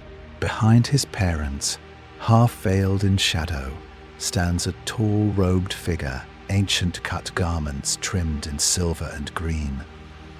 A serpent worked in dark thread over his heart. The eyes are unreadable. The face, somewhere between portrait and memory, but the intent is clear. Salazar Slytherin himself, or the mirror's best attempt at what Harry's bloodline means when it reaches back 1,000 years. Harry freezes. Why is this man here? Why is he standing with his parents, not opposite them? Why does some treacherous part of Harry lean forward, wanting to ask questions? There's guilt, because wanting to understand this ancestor feels like betraying the people Slytherin's legacy has hurt. There's anger, because his veins have become a battleground he never volunteered for. And there is, horribly, a deep, aching longing for someone who can explain why snakes listen, why the chamber responded, why Hogwarts itself seems to be bending around him. When Dumbledore finds him, the conversation shifts. He still warns Harry that the mirror shows not your face, but your heart's desire. Still speaks gently of men wasting away before it. But because he already suspects the truth of Harry's heritage, his caution cuts deeper. He talks about blood and stories about how entire wars are built on names and who claims them. He tells Harry that questions of destiny can devour a life as surely as any curse, that ancestry is a temptation as much as a fact. This changes everything. Dumbledore is not just steering a lonely boy away from fantasy. He is trying to protect a potential heir from vanishing into the riddle of his own lineage. Harry leaves the room with his jaw set, promising himself he won't come back, that he won't chase ghosts in glass when real danger is already slithering through the pipes. But as he turns away, the reflection does not move with him. In the mirror, Salazar Slytherin's figure remains, watching Harry's retreating back, expression utterly unreadable, as if the past itself has taken notice and is waiting for its chance to step through. So, let's explore what happens when that chance finally comes. Fluffy, the stone, and a taste of founder magic. The chance comes beneath a three-headed dog. Fluffy's growls vibrate through Harry's ribs, but underneath the noise, he feels something else, a low, thrumming note in the stone itself, as if the floor is humming in a language only he can hear. Canon Harry hears a monster. This Harry hears a threshold. What if the castle isn't resisting him here, but testing whether one of its founders' blood will recognize what lies below? As the harp plays and Fluffy's eyes droop, Harry doesn't just see a trapdoor. He feels the way the wards are braided around it, woven tight and old, layered over with Dumbledore's more recent work. It's like standing at the burrow's boundary and knowing, instinctively, where family ends and the wider world begins. This isn't a story about a boy blundering into danger. It's about a boy who can feel danger singing back. They drop into Devil's Snare, and in the chaos of Ron's yelling and Hermione's remembering, the vine sees Harry's ankles. Panic spikes, and then something else answers, a green, sibilant awareness brushing his thoughts. He doesn't think, he hisses. Release, not prey. Mine. You can almost hear the air go silent. Canon tells us Devil's Snare is semi-sentient. In this timeline, that means it understands the old tongue of roots and serpents. The coils around Ron and Hermione loosen first, as if the magic itself recognizes who Harry is trying to protect. Hermione lands hard, eyes wide, because she heard the Parseltongue and saw the plant obey. Ron drops beside her, gasping, and Harry feels the snare lower him with something almost like deference. Pattern interrupt. This is not just a neat trick. This changes everything about how Hogwarts responds to him. In the key room, jagged wings glitter above them. Canon Harry relies on eyesight and a broom. Here, as he mounts the broom, that same low hum is waiting. The right key isn't just flitting. It's tethered. Harry closes his eyes. There's a pull in his chest, a thread stretching from his ribs to one battered silver key with a bent wing. The castle's original design recognizes its heir the way the Burrow's clock recognizes mortal peril. He reaches out, snatches it on the first try, and for a heartbeat he feels the satisfying click of ward and bloodline agreeing. By the time he stands before the mirror with Quirrell, those echoes are a roar. Quirrell's touch still burns. Lily's love is non-negotiable. But because this boy is also Salazar's true heir, something else happens. When Voldemort presses in, when that cold voice hisses, "Let me in," he slams into a second wall. Older, serpentine, furious at an imposter wearing its name.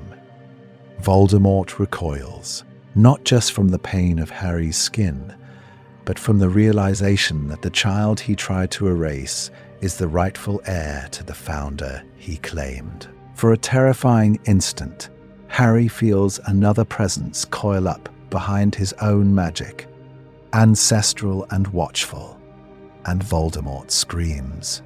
His spectral form tears free of Quirrell, smoke shredding, voice layered with a hissed promise that clings to the stones themselves. "I will not bow to a child of Slytherin." What does it mean for a boy raised in love to inherit a legacy built on fear? When the dust settles and Harry wakes in the hospital wing, that question is waiting with the same patience as the castle walls. And the war, already, has changed shape. Summer at the Burrow, secrets, snakes, and a diary yet to come. Summer does not arrive with a bang, so much as a long exhale. After trolls and chessboards and a dark lord clinging to the back of a man's head, what if the most radical thing Harry experiences is routine? This isn't a story about endless crisis. It's about what those quiet months between crises do to a boy who has just watched a man die for him, and a dying shade swear it will not bow to the child of Slytherin. At the Burrow, the days fall into a rhythm, degnoming the garden until his arms ache, chasing a battered quaffle across the paddock while Ron whoops and the twins improvise impossible fouls, peeling potatoes while Molly's wand sends onions dicing themselves, the air thick with steam and the promise of stew. It's messy and noisy and occasionally exasperating. But because Harry has never had this kind of predictable chaos, he relaxes into it. He's growing up inside a pattern he can trust. And under that surface, something else is growing too. Snakes in the hedgerows begin turning up more often. Thin grass adders and glossy black serpents that slip through the nettles and pause when Harry walks by. He doesn't always speak to them. Sometimes it's only a shared prickle of awareness, a sense of being watched by eyes that are not hostile, only curious. He starts knowing when storms will break, not from the smell of rain, but from a pressure in his bones, a low hum in the air that makes the hair on his arms rise. Certain corners of the Burrow feel different now.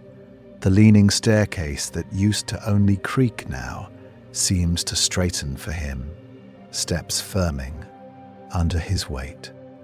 Copper pans on the kitchen walls shiver when he passes, catching light in a way that makes their hammered surfaces look almost scaled.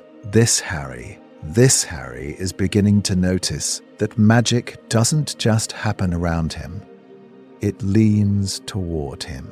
One late night, when the others are asleep and the ghoul is thudding in the attic, Arthur finds Harry awake at the kitchen table, fingers wrapped around a mug of cocoa gone cold. The conversation that follows is quiet, almost awkward. Arthur admits he is frightened, not of Harry, never of Harry, but of what the world will do when it learns the boy who lived is a Parselmouth, that the snakes listen, that old Slytherin magic answers when he walks past. The ministry, the prophet, families who whisper about bloodlines and monsters. Then he says, "The only thing that matters, in this house, you're just Harry, my son. A Weasley, whatever the world decides you are, we decide first."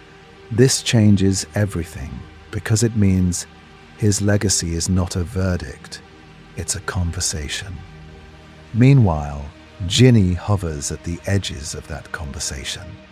She trails after her brothers, starry-eyed whenever Hogwarts comes up, then goes quiet, worrying aloud whether first years can make friends, whether anyone will want to sit with her when she isn't Harry's little sister, but just Ginny Weasley. At night, she curls over a cheap diary she picked up in Diagon Alley, scribbling hopes and embarrassments in cramped, slanting letters, practicing being honest, somewhere safe. On their school shopping trip, the timeline tightens.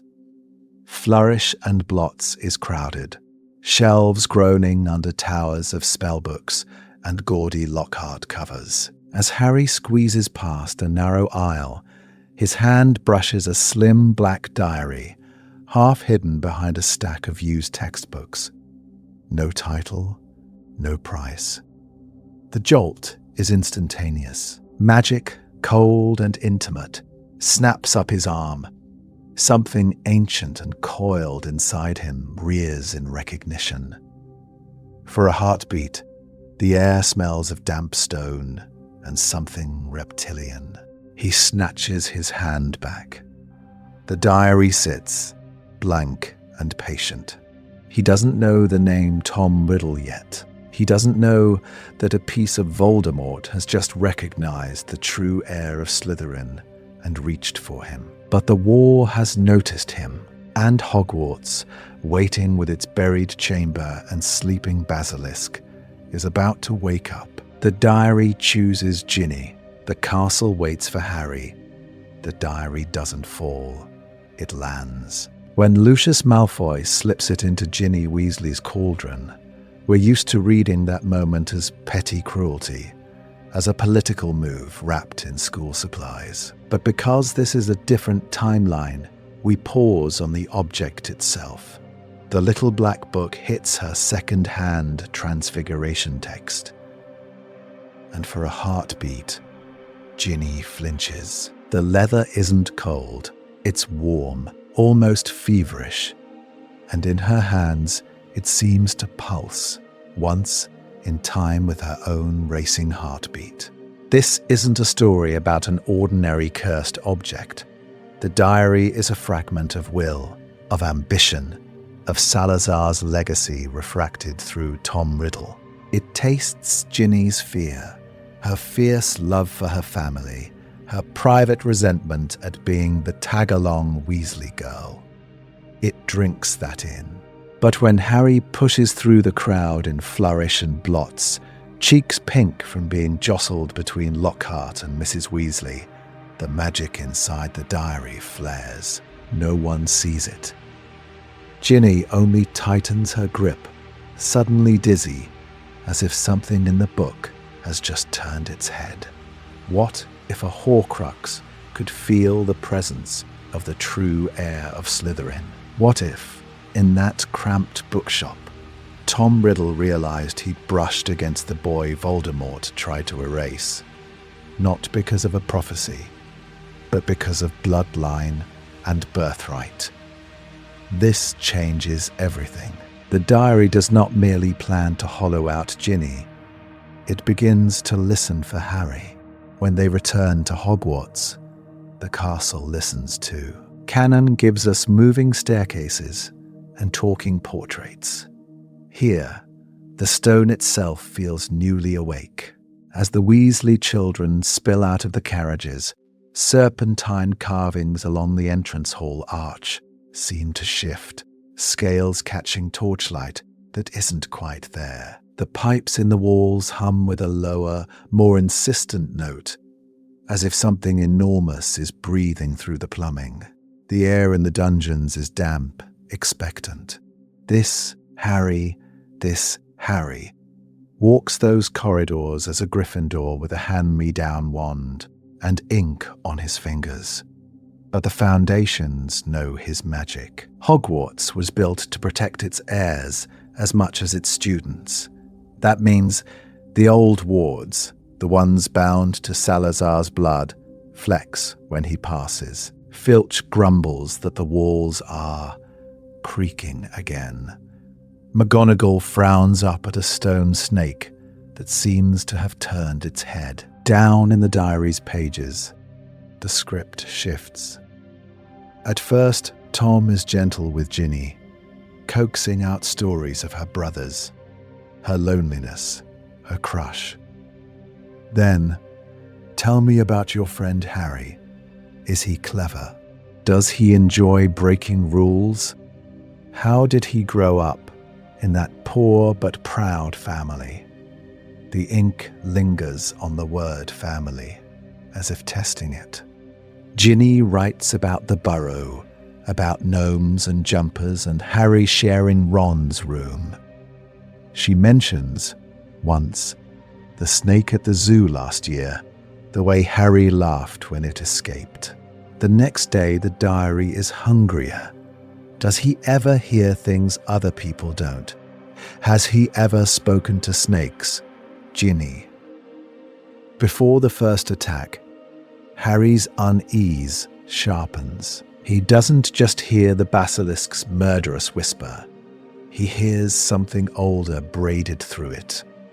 An echo of Salazar's magic waking up in the pipes, in the walls, in his bones. At night, the castle's hum resolves into almost words, a sibilant murmur that makes the hairs rise on his arms. And miles away, under Ginny's ink-stained hand, a final line etches itself across the page, slow and deliberate. Tell me more about Harry Potter. Does he speak to snakes, Ginny? The diary waits for her answer. The castle waits for his. We're not done watching them choose each other. Mudblood on the wall, prejudice, power, and Harry's guilt. The waiting ends with a scream. Water on stone, a cat hanging frozen from a torch bracket, and those words gouged into the wall in dripping, venomous letters. The Chamber of Secrets has been opened. Enemies of the heir, beware. Canon gives us shock and confusion. Here, Harry's stomach drops for a different reason. Because the magic clinging to the corridor feels familiar. Not in the way you recognize a spell you've read about, but in the way you recognize handwriting. There's a resonance in the air, a low, serpentine thrum that answers something coiled under his own skin. This Harry feels a sick lurch of recognition. This is Slytherin's work. This is his work in another lifetime. He steps closer, breath misting in the chill, and the words almost seem to hiss back at him. For a moment he can't breathe. What if the castle isn't just reacting to the basilisk, but to its rightful heir standing in front of the warning he was meant to give? The pattern interrupt hits fast, Filch's wail, McGonagall's sharp orders, Percy herding Gryffindors away. But as the corridor empties, the whispers begin. Heir of Slytherin, Parseltongue, Potter. The names braid together in the air. By breakfast the next morning, the rumor has a shape. People don't say his name outright at first. They glance at the Slytherin table, then at Harry, then back to the wall where the message hung. When someone mutters, "Heir of Slytherin," in the corridor, 3 heads swivel automatically toward him. They can't help it. The timeline has given them a candidate who fits too well. And Draco, of course, doesn't bother with subtlety. He leans against a staircase, voice pitched, just loud enough to carry. "Maybe the Sorting Hat made a mistake," he drawls. "Maybe certain people belong in Slytherin after all." It's framed as a taunt, but his eyes are sharp, greedy. If Harry is the heir, that means something for Slytherin's power, for Draco's own place beside or beneath him. This isn't a story about Harry shrugging off suspicion with a joke. He can't. Because even though he knows, with the bone-deep certainty of someone who was in the common room all evening, that he didn't attack Mrs. Norris, part of him still feels responsible. The chamber, the monster, the carved threat on the wall, they were meant for someone who speaks to snakes, who carries Slytherin's blood and magic. They were meant for him. So when first years flinch as he passes, when Hufflepuffs lower their voices, it lands. It hurts in a way fame never did. What if they're right about the legacy, even if they're wrong about the choice? Ron and Hermione react exactly how you'd expect from children who have made him family. Ron goes hot first. He snaps at Seamus in the common room, slams his goblet down when a Ravenclaw whispers too loudly, growls that anyone calling Harry heir can take it up with all the Weasleys. He can't protect Harry from the blood in his veins, but he can protect him from cowards. Hermione, meanwhile, goes cold and focused. Founders' magic, bloodlines, ward keys, anything with Salazar's name on it. She starts hauling books into hidden corners of the library, not to prove Harry innocent in some abstract way, but to find the clause, the loophole, the spell that says, "This heritage doesn't own you." If the chamber was built to answer an heir, then maybe an heir can shut it for good. And Harry? Harry takes all of it, the fear, the longing, the guilt, into the one place at Hogwarts that already feels haunted by secrets. Moaning Myrtle's bathroom. He braces his hands on the sink, porcelain cold under his fingers, and glares at his reflection. The words on the wall replay in his mind. Enemies of the heir. What does that make him? A weapon or a shield? Frustration spikes. It spills out in the language that has always come too easily. "Open!" Then he hisses at the tap, the syllables sliding into Parseltongue before he can stop them. "If you want me so badly, open. For a heartbeat, nothing." Then, faint and unmistakable, a grinding rumble from deep below the castle, as if something ancient has just turned in its sleep. This changes everything, because now the chamber isn't just a legend hunting Muggle-borns, it's listening to Harry Potter.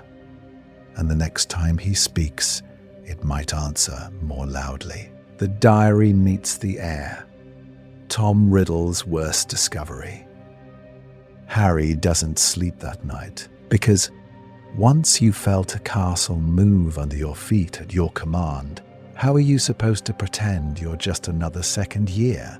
How are you supposed to ignore a blank little diary that's been sitting in Ginny's ink-stained hands for weeks, whispering trouble at the edges of your vision? This isn't a story about Harry stumbling onto the diary by accident. It's about a Weasley-raised Harry who notices his sister fading and decides to do something. He waits until the dorm is quiet, until Ron's snores are steady, then eases the diary out of his trunk, where Ginny dropped it earlier, pale and shaking after another blackout. He doesn't write his name. That feels dangerous instinctively. Instead, he presses his quill to the page and scrawls, "What are you doing to Ginny Weasley?"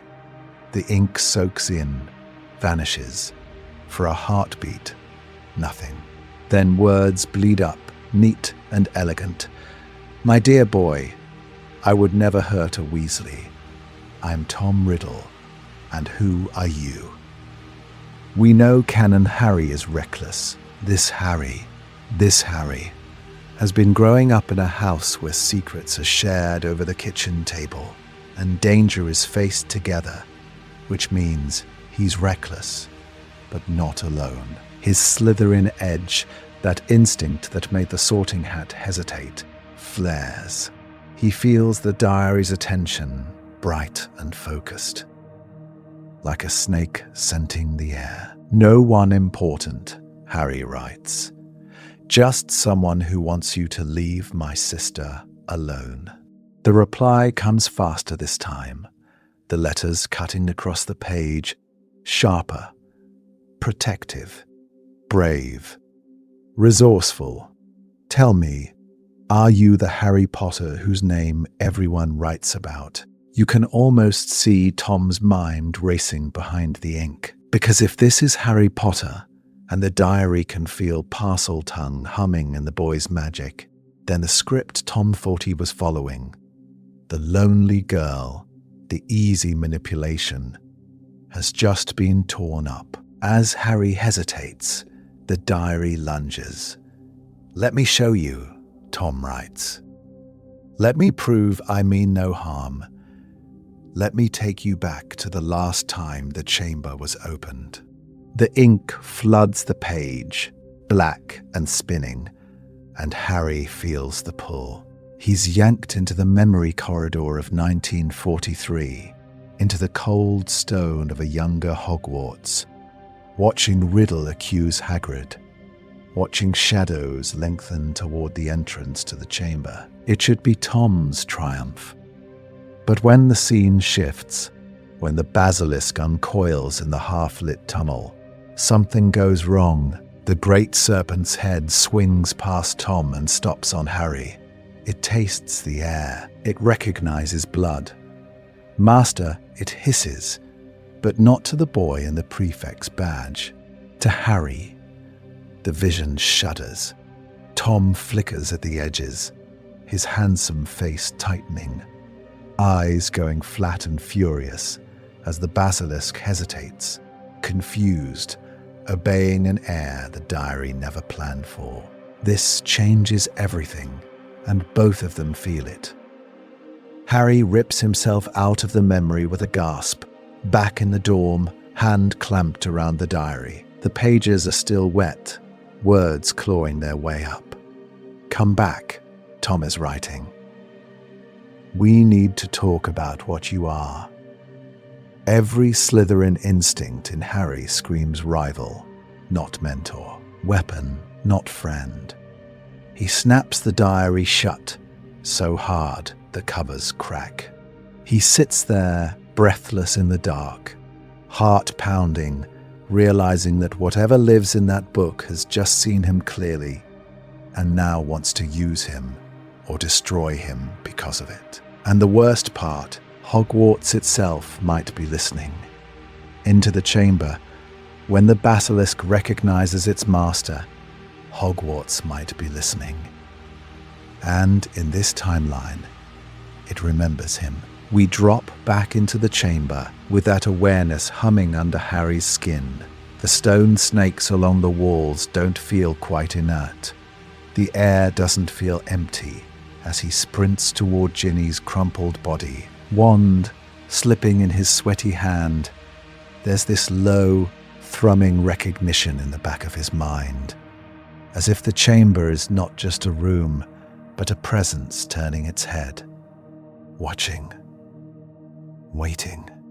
Riddle is there, of course, all pale arrogance and patient cruelty. He toys with his wand, with his words, with Harry's fear. He talks about Ginny's life draining away, about how Harry is nothing but a shadow of someone greater. In canon, this is where Harry is just confused and furious. But because this Harry has already felt Hogwarts whisper around him, has already had a diary hint that it wants to talk about what he is, he notices something else. The way Riddle's voice echoes wrong here, thin and unwelcome, while Harry's own breath seems to land heavier in the air. When Riddle calls the basilisk, it's not abstract horror, it's history waking up. The stone serpent mouth grinds open, ancient dust raining down. You can almost hear the centuries in the scrape of scale on pipe. The basilisk pours into the chamber, a tidal wave of muscle and emerald armor, each scale catching the torchlight, each movement bending the air. Its hiss is a pressure more than a sound, a command woven into breath.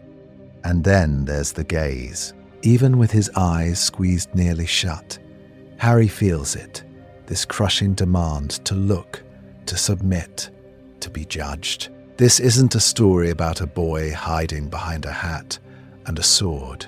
This is a story about blood and legacy colliding in a single heartbeat. Because when Harry answers that hiss in Parseltongue, everything stops. The basilisk freezes mid-surge. The chamber goes utterly still, as if the pipes themselves are holding their breath. Riddle's smirk falters. Harry doesn't even realize what he's said at first. It's pure instinct. A snapped, furious stop. Look away from her. But the response is unmistakable. The basilisk's massive head turns from Ginny. Those lethal eyes shutter, lids sliding down in obedience. Then, impossibly, it lowers itself, neck bowing, jaw to the stone at his feet. This changes everything, not because Harry suddenly has a convenient weapon, but because the monster built to purge the school is kneeling to a boy who grew up in a house crammed with hand-me-downs and love. Power flips in an instant. Riddle, who has spent the whole year puppeteering Ginny and the castle, watches his ancestor's creature defer to someone else. His face twists not with theatrical rage yet, but with something worse. Recognition. What if the prophecy he feared wasn't just about survival, but about succession? Harry feels that weight too. He could order the basilisk to strike. He could end Riddle and anyone else who ever threatened his family. The temptation is real, sharp as a fang. But he thinks of Molly's arms around him at King's Cross, of Arthur explaining that magic means responsibility, of Ron and Ginny and Fred, and George and Percy and Bill and Charlie, all the chaotic, infuriating, irreplaceable pieces of his life. He makes a different choice. In Parseltongue, voice steady now, he commands, "You will not harm her. You will not harm Hogwarts. You will protect this place and those who belong to it." He isn't just stopping an attack. He's rewriting a mission. Salazar's legacy turned on its head. Riddle screams, finally, as the basilisk obeys. In the chaos, Fawkes drops the sorting hat. The sword flashes, and Harry still fights, because being heir doesn't mean skipping the hard parts. He blinds the basilisk, not to dominate it, but to free it from being anyone's weapon again. And when he takes that fang and drives it into the diary, it's not only ink and Horcrux that burn. It's the old, hateful version of Slytherin's heir. The one Riddle tried to be, the one the chamber was built for. Pierced and hissing as it dies. The chamber shakes, The basilisk coils back, and under the roar of collapsing magic, something else stirs in Hogwarts' bones, already preparing the next test for the boy it has finally recognized. Aftermath. Dumbledore, secrets, and a tamed monster beneath the school.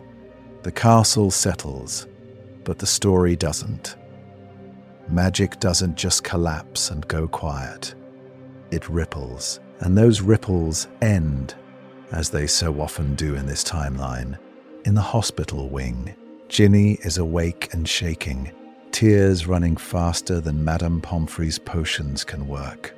Molly arrives in a blaze of red hair and terror, crushing her daughter, and then Harry in a hug that is half gratitude, half desperate inventory. Is everyone whole? Is everyone hers?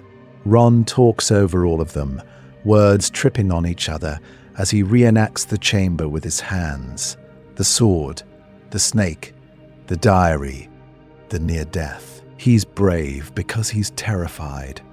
And he's talking because the silence would mean admitting how close he came to losing his sister and his brother. And Harry.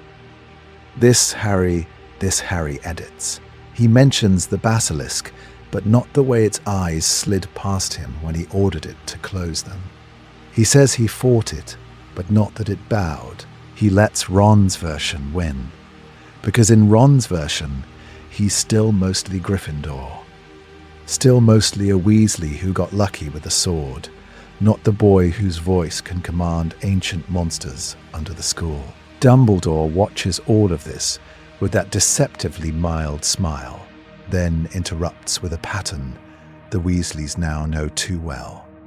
A quiet request, a private word.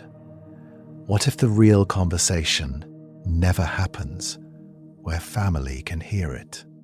In the empty office, with Fawkes dozing and the Sorting Hat pretending not to listen, Dumbledore asks Harry to tell him everything. Not the story for Molly, the real one, when Harry admits haltingly that the basilisk listened, that it lowered its head as if to a master. Something in Dumbledore's face closes.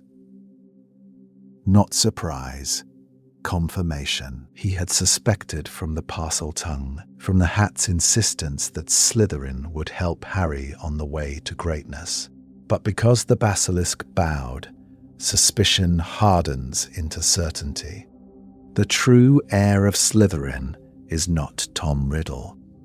He's sitting in a patched chair, swinging his feet, worrying about whether Ginny will ever look him in the eye again. This changes everything, not in the sense of prophecy or grand destiny.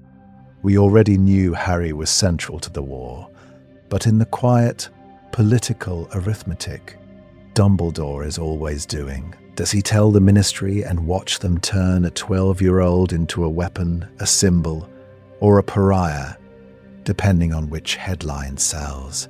Or does he keep this secret, carry it alone, and gamble that his guidance will be enough to protect both Harry and the school? Then there's the other secret. Harry didn't kill the basilisk. He commanded it. New orders spoken in a language that tastes wrong and right in his mouth. You will not harm students. You will remain below. You will answer only when I call. It means Hogwarts now holds a tamed catastrophe, coiled in stone and obedience, and that a Weasley-raised boy has the power to unleash it. This isn't a story about clean victories. It's about growing up with a monster on speed dial and hating that you understand it.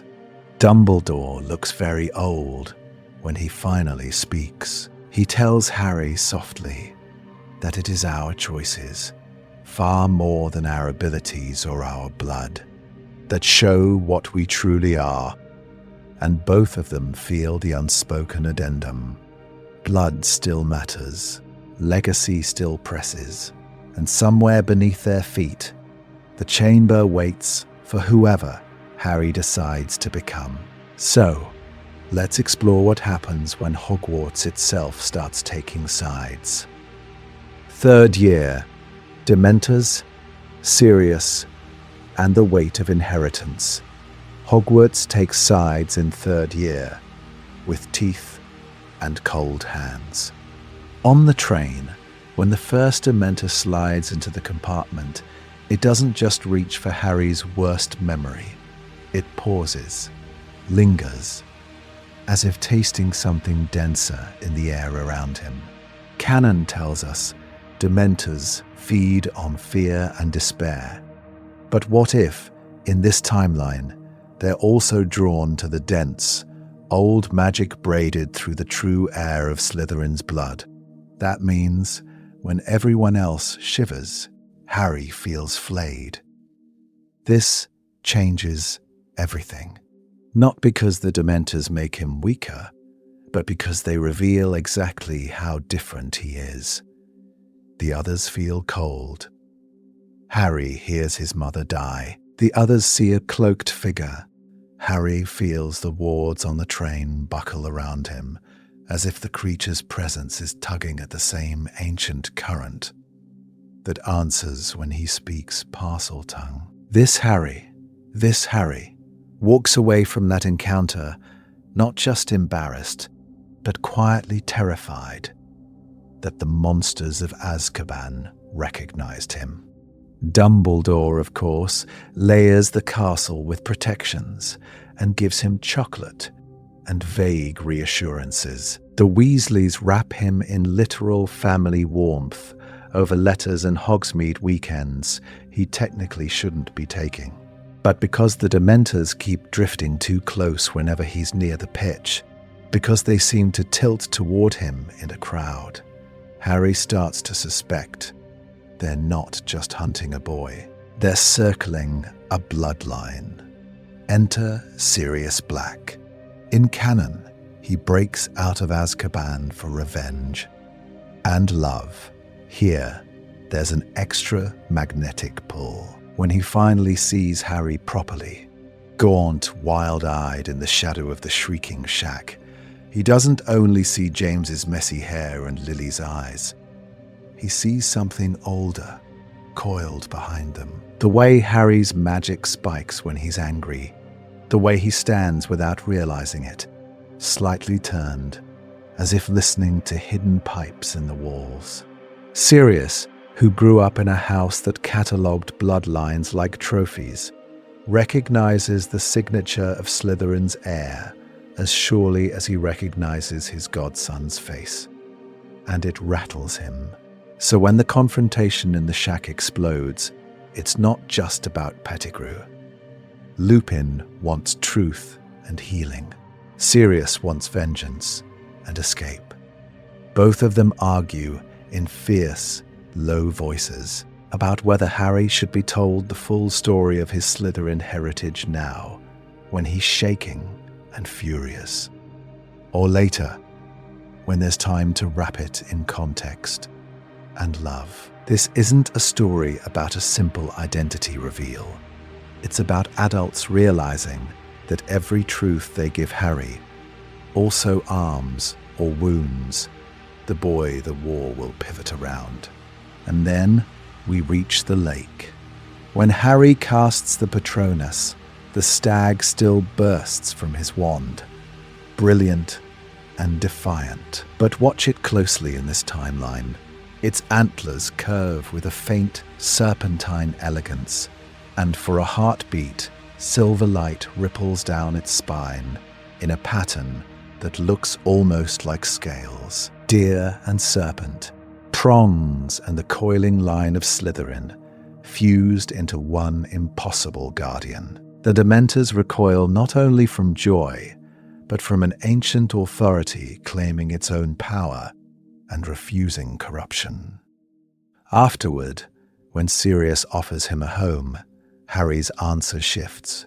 He doesn't imagine running away from the burrow. He imagines adding a room to his already messy, overflowing family. He thinks about Molly's fierce love, Arthur's quiet pride, Ron's stubborn loyalty, Ginny's steel, and now this broken, laughing godfather who sees all of him, the Gryffindor, the heir, the boy, and doesn't flinch.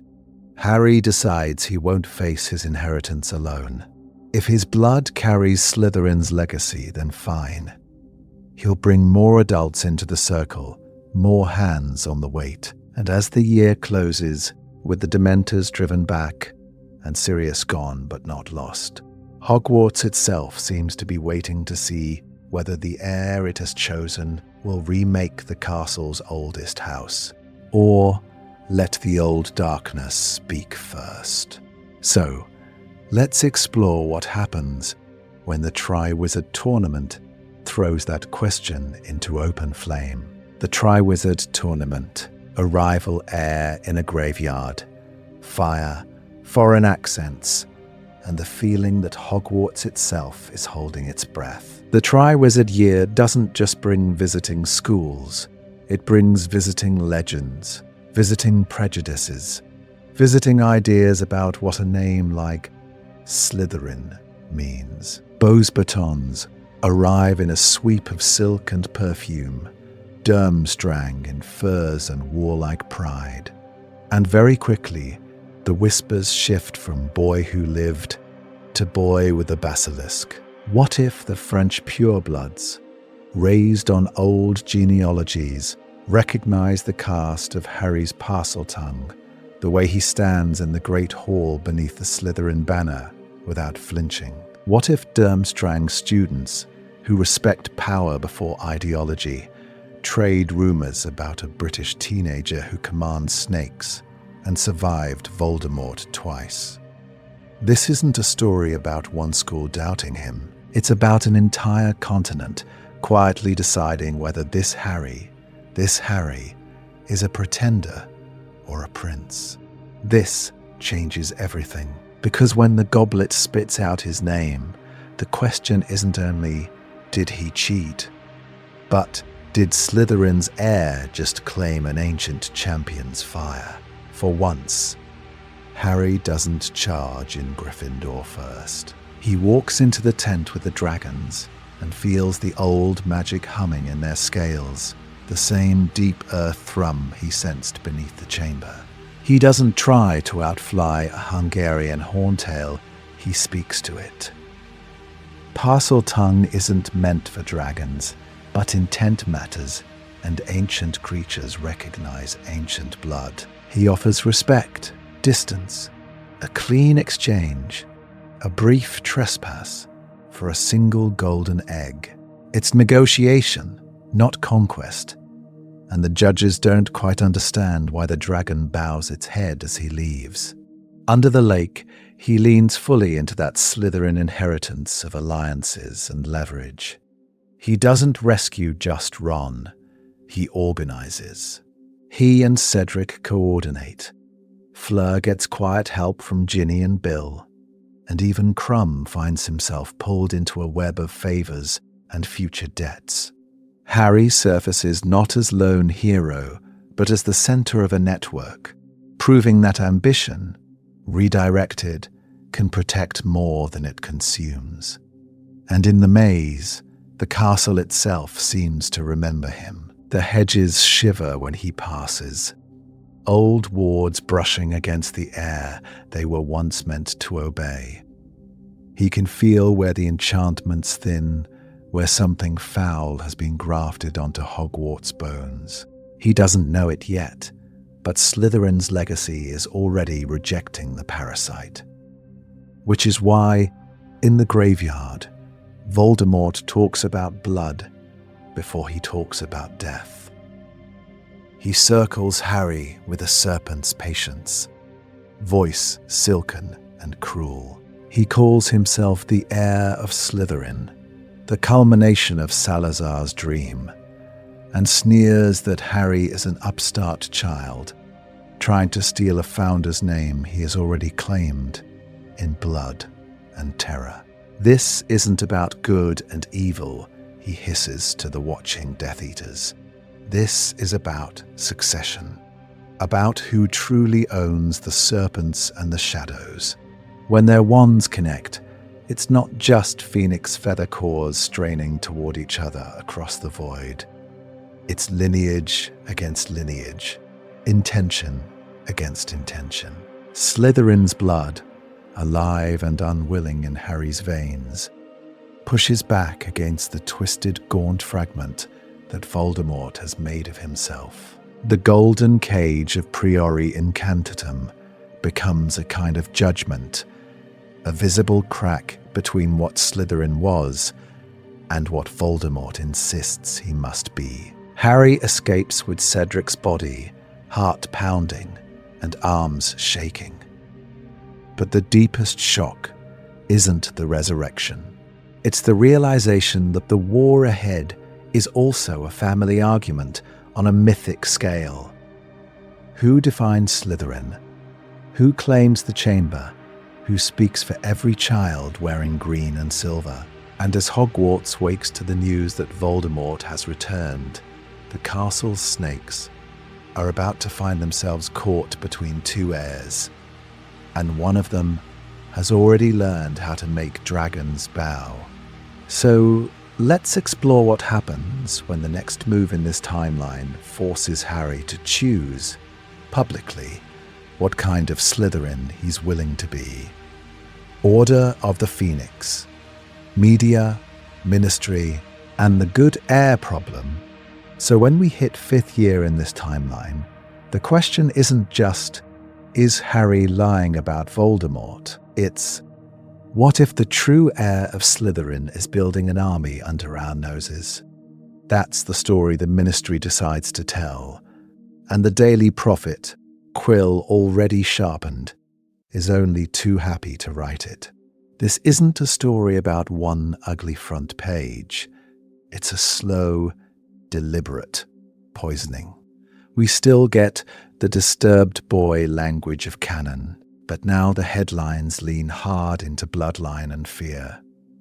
Heir of Slytherin returns to scene of ancient crimes. Potter commands serpents. Sources report forbidden tongue.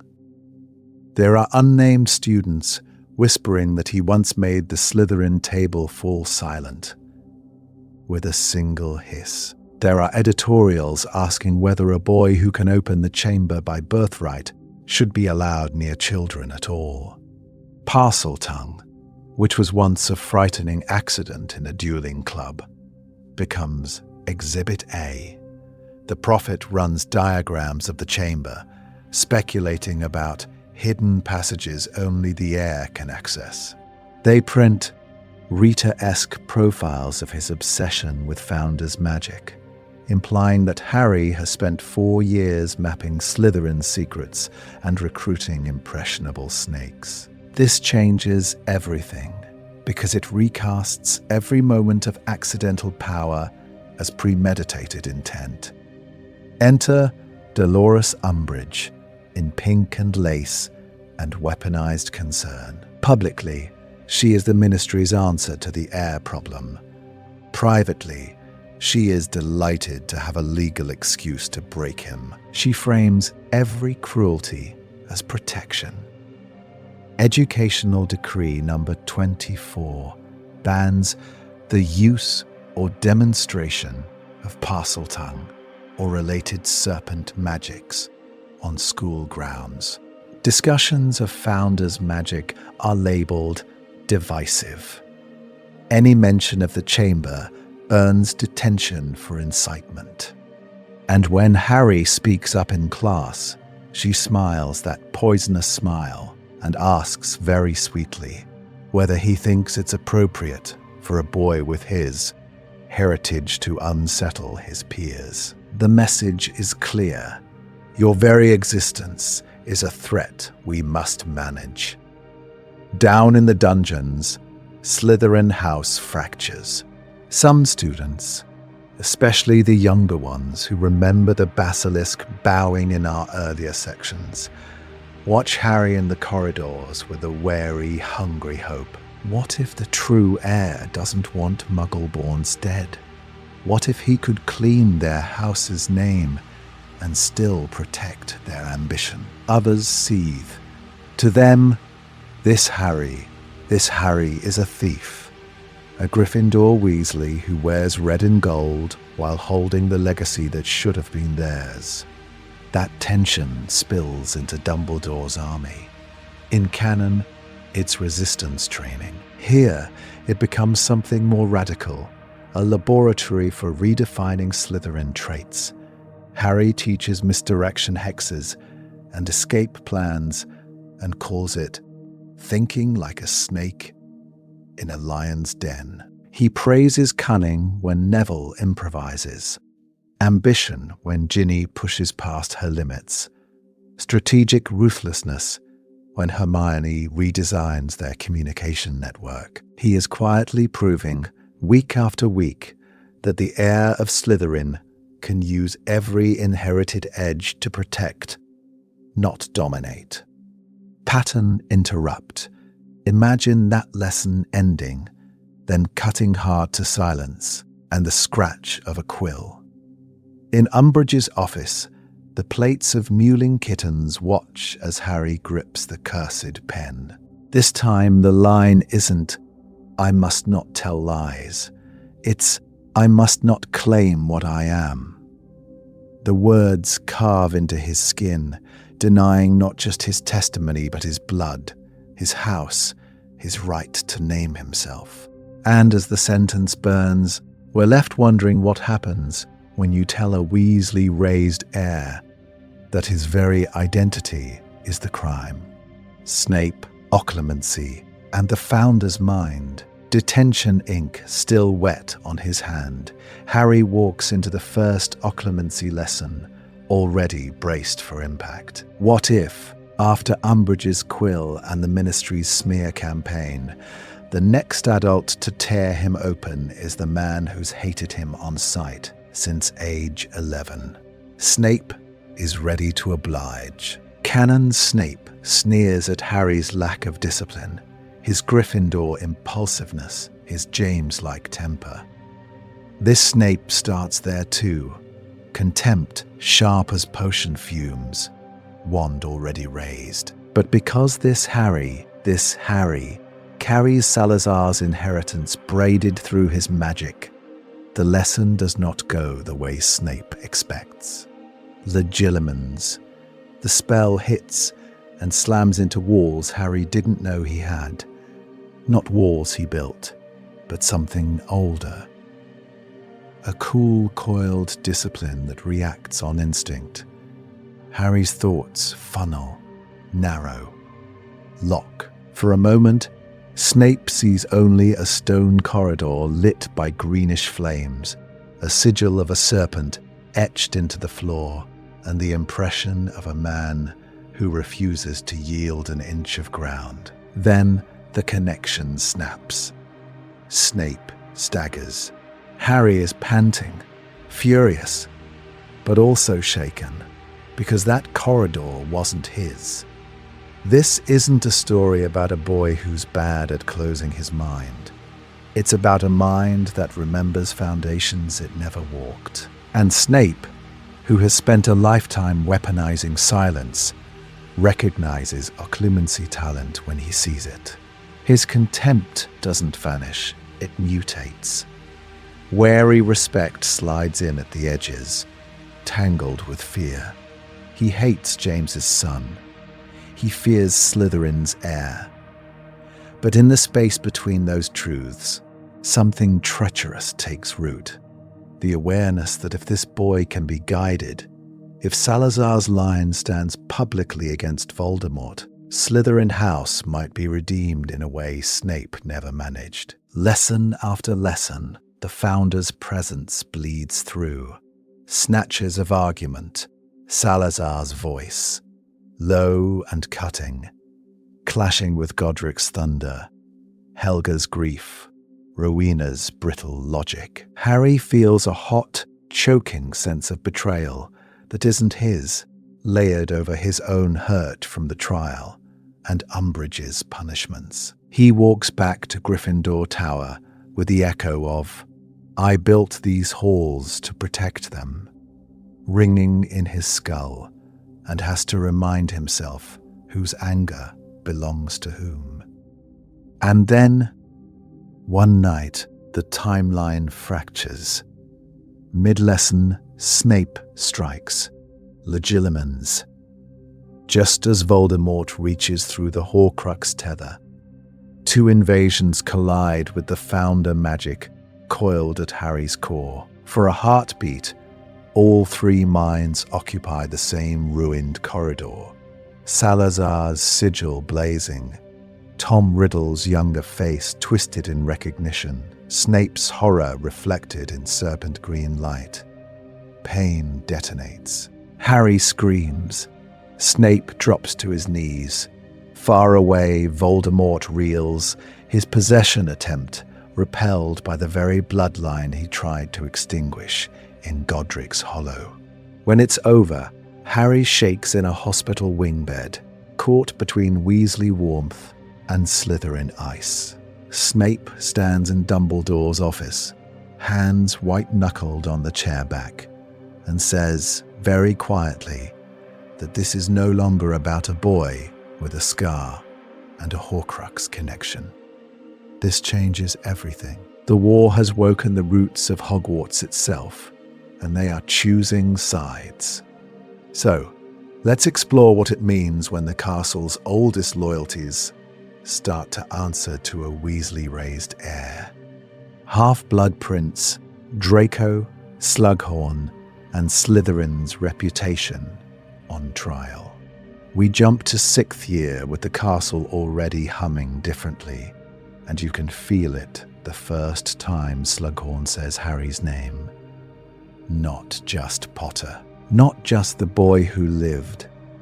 There's a speculative gleam, a collector's gleam, when rumours about the Weasley-raised heir of Slytherin reach his ears. What does a man like Horace Slughorn do with that? In canon, he hoards famous names and promising talents. In this timeline, he thinks he stumbled on the ultimate prize. The child of James and Lily, godson to Sirius Black, unofficial Weasley, and the magical heir to Hogwarts' most infamous founder. This changes everything about the Slug Club. When Slughorn ushers Harry into that cramped compartment on the train, the flattery is layered. He praises Lily's brilliance, James's Quidditch, then, very delicately, wonders whether Harry has felt any ancestral pull towards Slytherin House. Harry hears the question behind the question. Are you Voldemort's rival or his reflection? This Harry, who has grown up at a table where Molly Weasley lectures about blood traitors with pride, answers that he's a Gryffindor full stop. But he doesn't deny the heir rumor. He lets it sit there, a quiet warning. It means Slughorn spends the year trying to collect him, not just as a celebrity, but as a potential kingmaker of Slytherin's future. Draco feels that shift like a hex. He spent 5 years clinging to Malfoy pride and Gaunt-tinged myth, only to discover that the castle itself listens harder when Harry speaks Parseltongue in the walls. He resents it. Of course he does. Yet he also watches, tight-jawed, as Harry steps between a group of Ravenclaw 6th years and a terrified Slytherin 1st year whose father works for the Ministry, not the Death Eaters. Harry doesn't hex anyone. He just says, very calmly, that if they want to pick on snakes, they can start with him. This isn't a story about Slytherin magically becoming kind. Prejudice doesn't vanish, because one boy has a different surname. But because Harry is both Gryffindor champion and Slytherin heir, his choices carry weight. He pulls younger snakes into mixed study groups, brokers truces in corridors that used to be dueling grounds, and quietly tells McGonagall that detentions for being in the wrong common room will have to stop if they want this house to change. You can feel the identity of Slytherin stretching, painfully away from pure blood supremacy towards something more complicated. Ambition that isn't automatically cruelty. Then there's the Half-Blood Prince's book. In canon, it's a mystery. Here, it's a mirror. Harry recognizes, in those precise, ruthless annotations, a different strain of Slytherin brilliance. Inventive, cutting, more interested in results than rules. He uses the spells, yes, but he also asks what it means that the best magic he's learned this year came from a nameless, morally ambiguous Slytherin mind. If blood doesn't define him, do his methods. And on the astronomy tower, with the wind tearing at his robes and Dumbledore's hand blackened and shaking, the question sharpens. The headmaster doesn't just talk about Horcruxes. He talks about symbols, about how Voldemort has wrapped himself in Slytherin's name, and how the world has believed him. Soon, Dumbledore says, Harry will have to decide. Will he claim that legacy openly, risk everything to redeem it, or leave the name of Slytherin in Voldemort's hands forever? Harry stares out over the dark grounds, feeling the castle's roots humming under his feet, and realizes that surviving the war and defining what Slytherin means might be the same decision. So what happens when the Death Eaters realize the heir they've been invoking is fighting to rewrite their house's story? Horcrux hunt. A serpent tracking serpents. The answer, of course, is that the war stops being a hunt for one man and becomes a hunt for his echoes. Because once Harry accepts that Slytherin's magic is braided through his veins, Horcruxes stop being abstract dark objects and start feeling wrong in a way he can't ignore. Not louder, not brighter, just warped, as if the ambient magic of a place has a grain, and wherever Voldemort has anchored his soul, that grain splinters. Salazar's blood in him recognizes the technique, the precision, and recoils at the perversion. This Harry doesn't just see a cursed ring on Dumbledore's blackened hand. He feels, walking into the headmaster's office, that the air itself has been twisted into a knot and forced to hold. He stands in Grimmauld Place with the locket hidden upstairs and keeps glancing at the ceiling, irritated the way you might be by a picture hanging slightly crooked. This isn't a story about a convenient new superpower. It's about an heir feeling his ancestors' craft used for something Salazar would have despised. So when they go after the locket, the cave doesn't blindside him in the same way. He studies the cliff, the impossible entrance, the poison lake, and you can almost see the Slytherin calculus behind his eyes. Paranoia, yes, but elegant paranoia.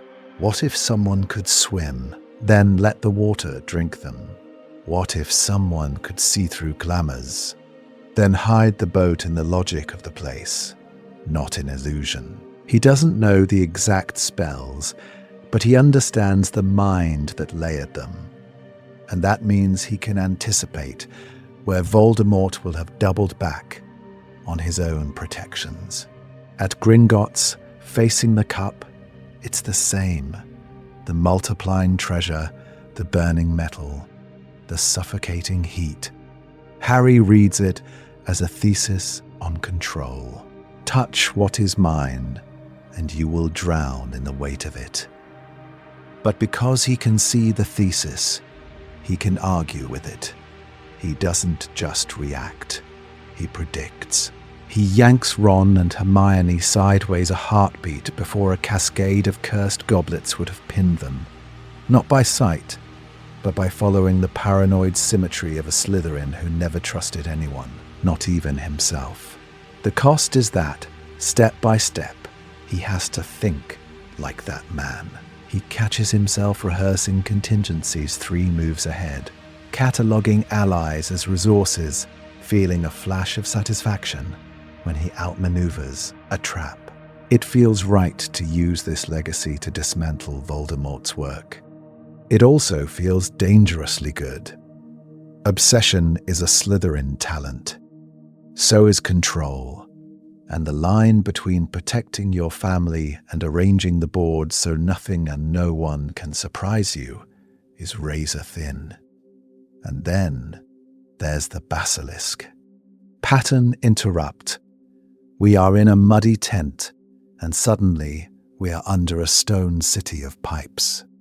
One night, with the locket heavy around his neck and the forest pressing in, Harry goes still. There is a Horcrux at Hogwarts. He doesn't know which yet, only that the castle's magic, distant but familiar, is buzzing in the back of his skull like a toothache. Canon Harry would have had to break in. This air doesn't. He closes his eyes, reaches down the same mental corridor he used as a 12-year-old, and calls. Far below the school, something ancient wakes and listens. He doesn't see through its eyes.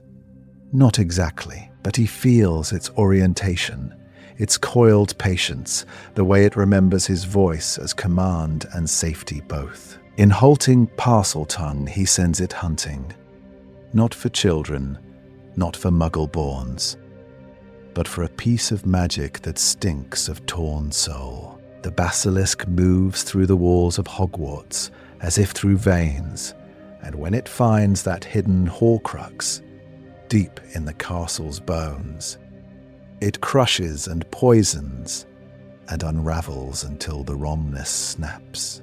When Harry's eyes open, he is shaking, not from effort, from intimacy, from the knowledge that he has just wielded a monster as an instrument the way Salazar once intended.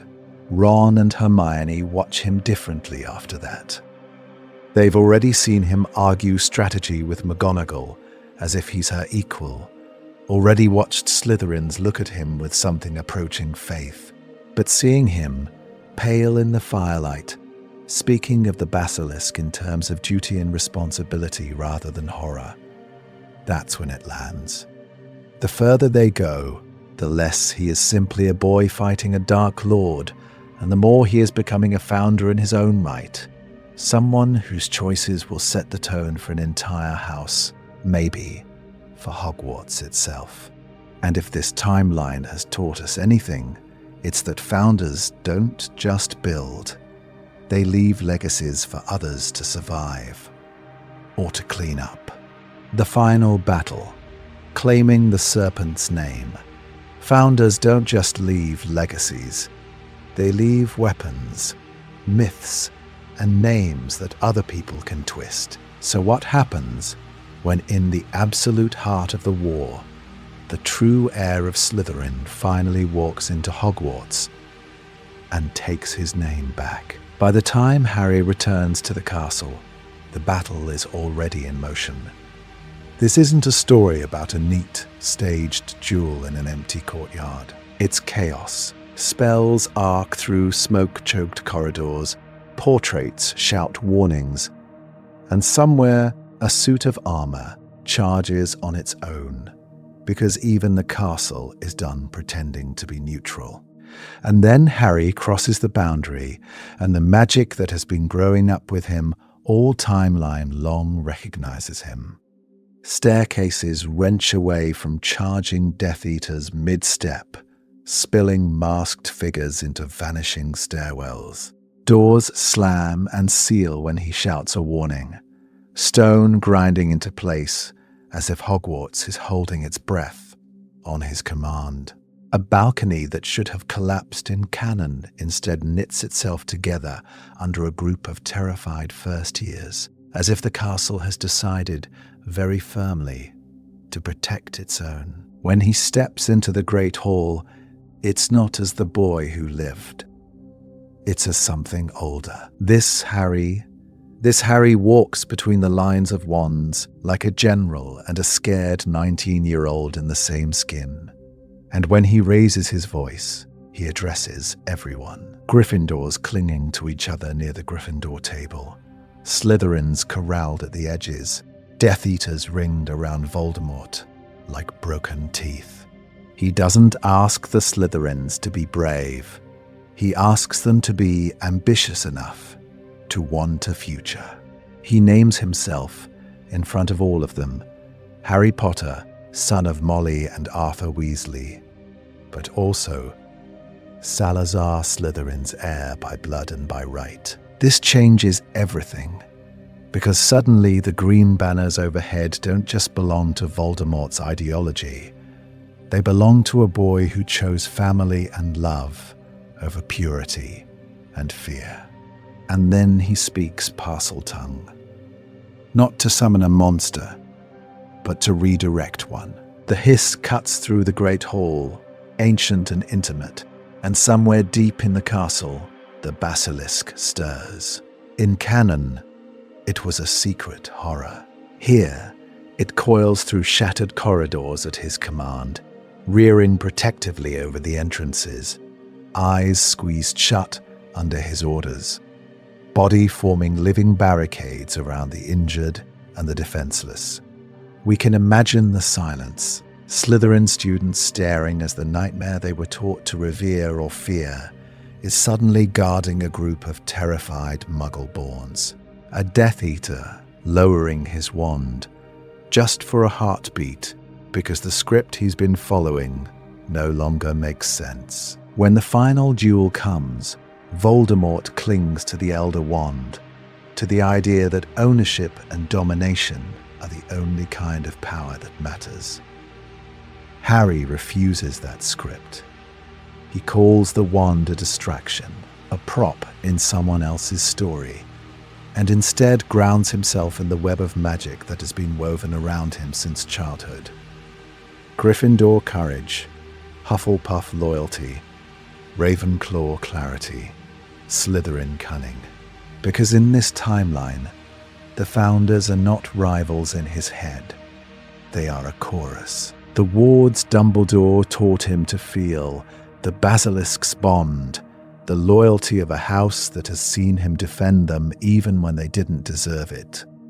All of that surges when he casts. Slytherin's line finally stands with Gryffindor's, not as a grudging alliance, but as a single, braided inheritance. Voldemort dies, and the magic that held his soul together unravels. But the Serpent doesn't die with him. The name doesn't either. The last thing we see in this moment isn't a Dark Lord falling. It's Harry breathing hard in the ruined Great Hall, realizing that Slytherin is no longer a curse he's outrunning. It's a house, a history, a name he can rebuild. And the question becomes not, how do we end Slytherin, but what if the next generation grows up with a very different idea of what that serpent means? After the war, reopening the chamber as a sanctuary. In the days after the battle, Hogwarts feels wrong in the quiet. No roaring crowds, no speeches, just the slow, practical grief of a castle trying to remember how to be a school again.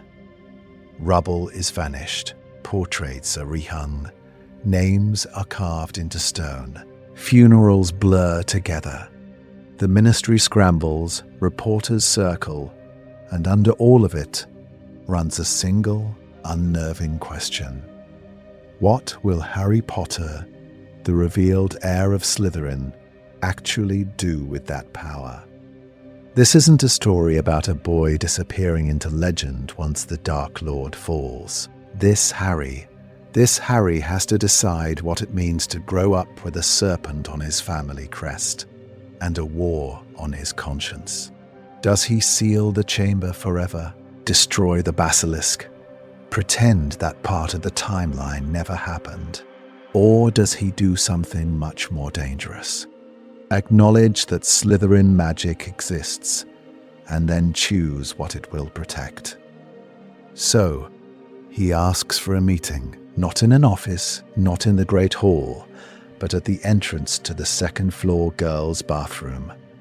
McGonagall arrives first, tired and iron-backed. Hermione, Ron, and Ginny come together, eyes flicking nervously to the sinks. A small knot of Slytherins joins them.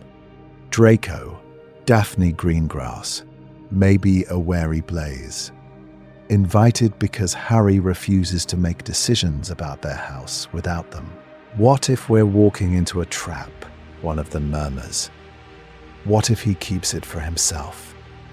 The fear is real, because canon has taught them that heirs and secret chambers mean blood purity and purges. But because they've also watched this Harry throw himself in front of curses for people he barely knew, they come anyway. The descent is the same, and not the same. Parseltongue opens the way. The walls groan. The air tastes of stone and old venom. Yet where canon Harry crept in as an intruder, this Harry walks as someone finally claiming responsibility. When the basilisk uncoils from the darkness, there is no attack. There is recognition. In the echoing chamber, Harry does something no Slytherin heir has done in 1,000 years.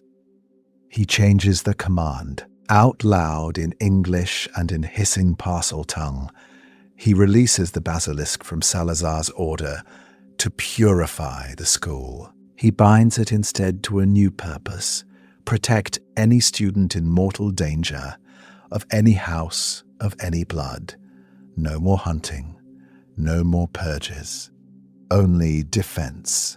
This changes everything, not because the basilisk suddenly becomes safe, it is still a living weapon, but because its master has redefined what worthy means. A muggle-born Ravenclaw, a half-blood Hufflepuff, a pure-blood Slytherin.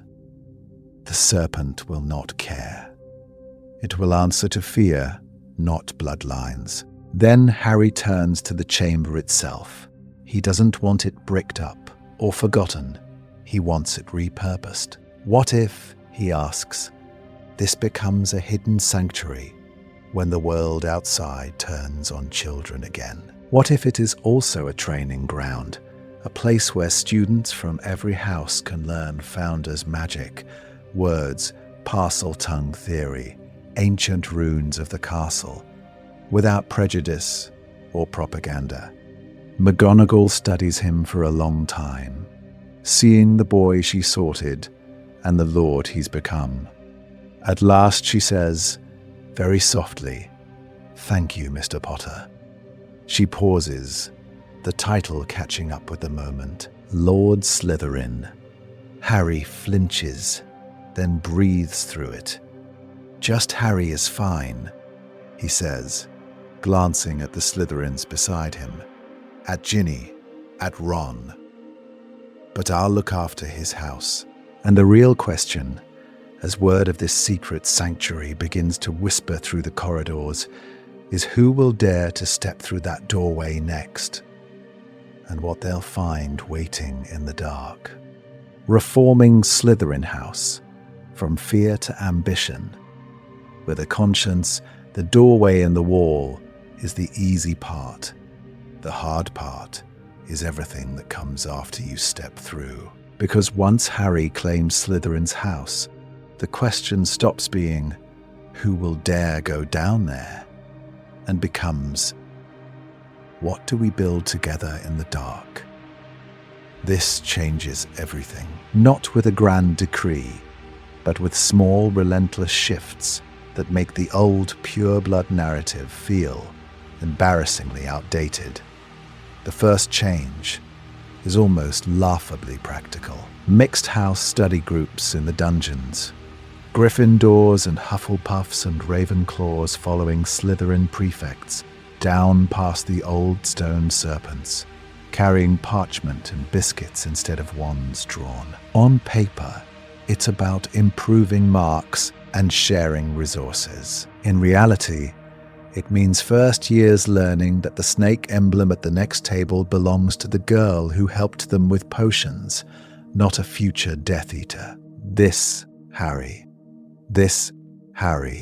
knows that growing up as a Weasley means you fight prejudice not with speeches first, but with shared homework and shared detentions. Then come the mentorship circles. Older Slytherins paired not only with younger snakes, but with younger students from every house. A 7th year teaching a Muggle-born 2nd year how to navigate wizarding etiquette. A former Inquisitorial Squad member quietly coaching a nervous Hufflepuff through their first Wizengamot internship application. It isn't about pretending canon never happened. It's about refusing to be trapped by its worst chapters. Ambition is still praised, but now it comes with the phrase Harry repeats until it sticks. Ambition with a conscience. Power that protects, not dominates. Of course, not everyone is applauding. Traditionalist families write furious letters, accusing Harry of diluting Slytherin's purity, of turning Salazar's house into Gryffindor in green. Some withdraw donations. A few try to pull their children out of the mentorship scheme. Pattern interrupt.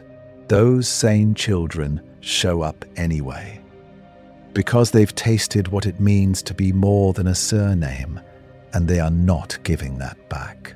Quietly, other parents send shorter, shakier notes, thanking Harry for a house where their children can be clever and ambitious without being groomed for a mark. Hermione, of course, doesn't stop at culture. She goes for curriculum.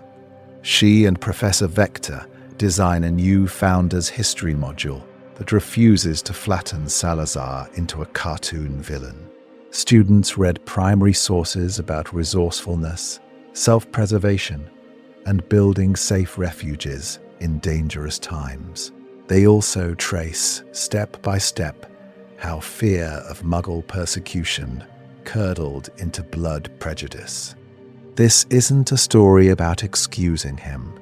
It's a story about context, about showing every 11-year-old that legacies are choices repeated, not chains unbreakable. And Draco, he stands at the hinge of that choice. At first, he backs Harry's reforms with a drawling, well, if the heir insists, using his last name like a shield. But because he remembers the manor and the Dark Lord and his mother's shaking hands, he keeps showing up. He leverages his social capital to make it socially acceptable for Slytherins to attend those mixed groups, to mentor Muggle-borns, to talk openly about fear. It's atonement in painfully slow motion. Years later, at a sorting ceremony, all of this is tested in a single breath. A Muggle-born child, hands trembling on the stool, hears Slytherin, and the hall goes utterly still. Centuries of canon expectation hang in the silence. Then Harry, Professor Potter, Lord Slytherin, Weasley by choice, stands at the staff table and applauds first. The sound cracks the tension. The child's shoulders lift, and the snakes, one by one, follow their heir. So, let's explore what happens when that single clap echoes far beyond the Great Hall, and into the next war people don't yet know they're avoiding. Family, fortune, and the Weasley name. That echo doesn't just change house politics. It follows Harry home, into bank vaults and kitchen tables, into the awkward, aching space where gold, titles, and family all collide. Because what happens when the boy who grew up counting sickles in a jam jar turns out to own not just Potter gold, but the Slytherin legacy itself? What if the true heir of Slytherin sits in a bedroom at the Burrow, parchment spread out, realizing he could buy 3 new burrows and a small Quidditch stadium besides? This changes everything, and it terrifies him. canon Harry never really gets time to think about what his vault means. This Harry, raised as a Weasley first, knows exactly what a broken wand costs, what it means when Molly pretends she's already eaten. So when Gringotts combines the Potter accounts with the ancient Slytherin estate, his first instinct isn't power, it's panic. How do you hold that much wealth without accidentally insulting the woman who darned your socks with a flick of her wand and a lot of quiet love? This isn't a story about Harry sweeping in as a red-headed Malfoy with better morals. It's about him learning to support without wounding pride. So he doesn't hand Molly a bag of galleons. He invests in Weasley's wizard wheezes, listening very seriously as Fred and George pitch expansions they'd been sketching on napkins. He persuades the goblins that backing the twins is a brilliant strategy for rehabilitating the Slytherin name. Officially, it's a business arrangement. Unofficially, it's Harry making sure no Weasley ever has to choose between textbooks and winter cloaks again. Molly hates it. Of course she does. Not the shop, not the twins' success. That makes her glow. But the price tags on new brooms, the idea of Lord Slytherin paying for family holidays, her hands go tight around her teacup when the word stipend appears in a letter. She remembers charity cases in Hogwarts corridors. She will not have her children whispered about that way. So Harry learns to offer opportunities, not handouts, apprenticeships in the expanded shop, a research grant for Arthur's Muggle Protection Act tinkering, a trust for Teddy Lupin that just happens to relieve some quiet pressure on everyone else. Ginny is the one who keeps him honest. She loves him as the boy who stole sausages from the pan and blamed the ghoul, not as the heir who can silence a basilisk with a word. When he starts drafting yet another fund to fix some post-war crack in the world, she takes the quill from his hand. You don't have to fix everything with money or magic, she tells him. Sometimes you just have to sit at the table and eat what Mum puts in front of you. And then there's the parchment that changes the timeline of a whole bloodline. In a high, echoing Gringotts office, with goblins watching like hawks, Harry signs a document renaming the Slytherin Estate Trust. It will now and forever be the Slytherin Weasley Foundation. There's a moment of stunned silence. The goblin clerk clears his throat, points out that no Weasley is technically in the line of descent. Harry only smiles. They are, he says, where it matters. The dark inheritance is now legally and symbolically bound to the brightest, most chaotic family in Britain, which brings us back, as this story always does, to a Sunday dinner at the Burrow. The war is over. The titles exist mostly on parchment.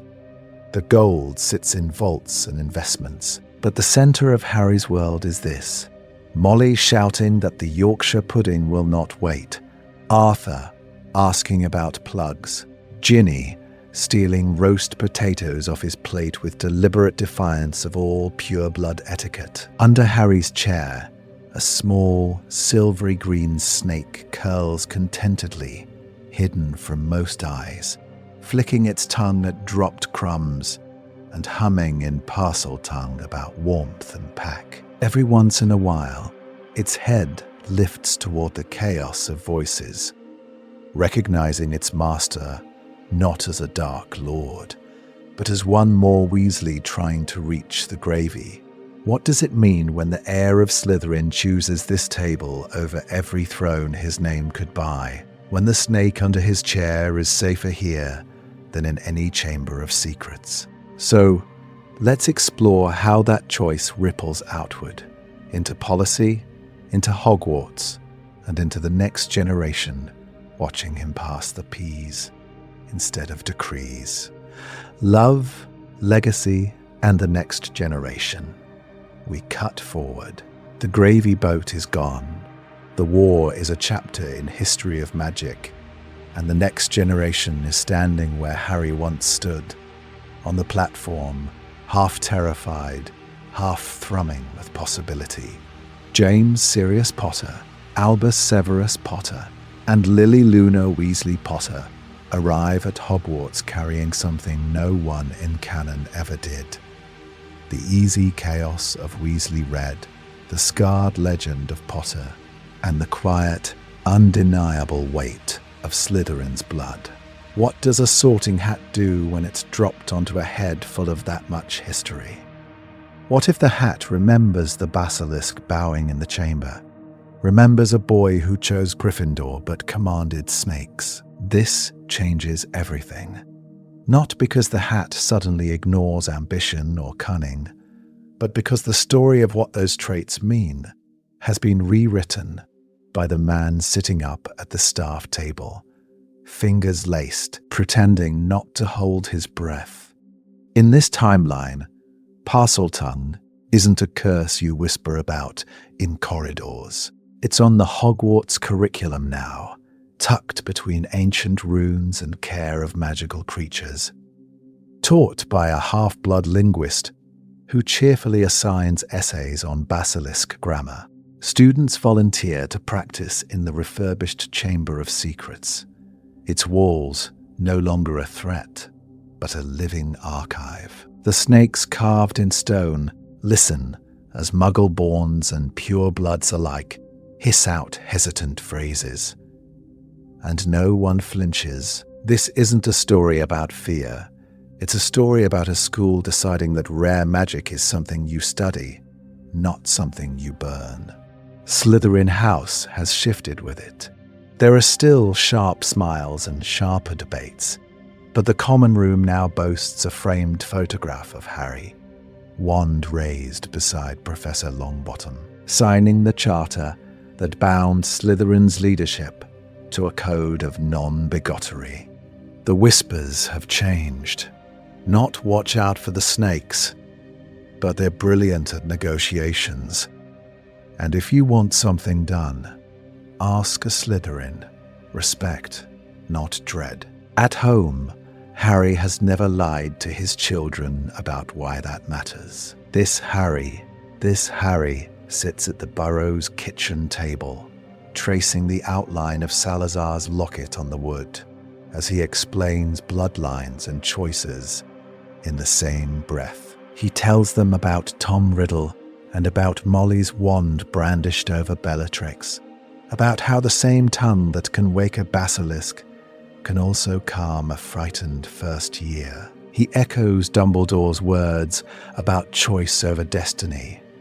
But because he stood in the chamber as both condemned and commander, those words land heavier. They're not theory. They're survival. So when Albus's name is called and the hat shouts, "Slytherin!" the great hall inhales. Harry does too. There is a flicker, memory of a diary of Ginny's still form, of green light, fear, sharp and honest. Then Albus looks back, uncertain, and Harry sees the boy who cried over injured Puffskeins and argued for house elf wages. The fear loosens. Pride takes its place. He nods, very slightly, as if to say, "Go where you can do the most good." Years later, as deputy head and unofficial ambassador between all four houses, Harry is stopped by a trembling Muggleborn in new green robes. "Professor Potter," they ask, is it safe to be in Slytherin now?" The hall quiets, listening. Harry smiles, the same crooked Weasley-taught smile he wore passing the peas. "It is," he says, "if you help me keep it that way." But what happens when safety isn't just a promise, but a power someone might want to break? What this changes about Harry. a psychological epilogue. Power can promise safety. It can also promise control. The question for this Harry is never whether he has power. It's what that knowledge does to his mind when the basilisk lowers its head and the castle itself seems to listen. This changes everything about his psychology. Canon Harry runs into danger because he's convinced his life is a fair price for other people's safety. Growing up a Weasley already chipped away at that martyrdom. Being the true heir of Slytherin shatters it. You don't fling away an ancient legacy on a half-formed plan. He still walks toward the danger, but he does it with maps, contingencies, and 3 backup escape routes Fred and George helped him test. Reckless sacrifice becomes strategic stewardship. And because he knows the chamber will open for him, because he feels the way magic thickens when he gives an order in Parseltongue, he can't pretend he's expendable. If he dies, certain doors stay closed forever. That means his life isn't just valuable in an abstract everyone deserves love sense. It's tactically, concretely necessary. The boy who once assumed he was unwanted has to admit he is, in fact, irreplaceable. That admission feeds directly into the tension between Gryffindor values and Slytherin legacy. Gryffindor tells him to charge when it's right. Slytherin whispers to wait until it's effective. Gryffindor says authority can be trusted in a crisis. Slytherin remembers Dumbledore's omissions, Fudge's smears, and Snape's calculated silences. This Harry learns to pause before obeying. He asks, who benefits if I follow this order? Who pays the cost if I don't? So when the Ministry wants to parade him as the redeemed heir to sell unity, he smiles for the cameras and quietly redirects resources to Muggle-born legal aid. When Dumbledore urges him toward one more secret mission, he doesn't just nod. He negotiates terms, protections, and who else gets a say. This isn't a story about a pliant, chosen one.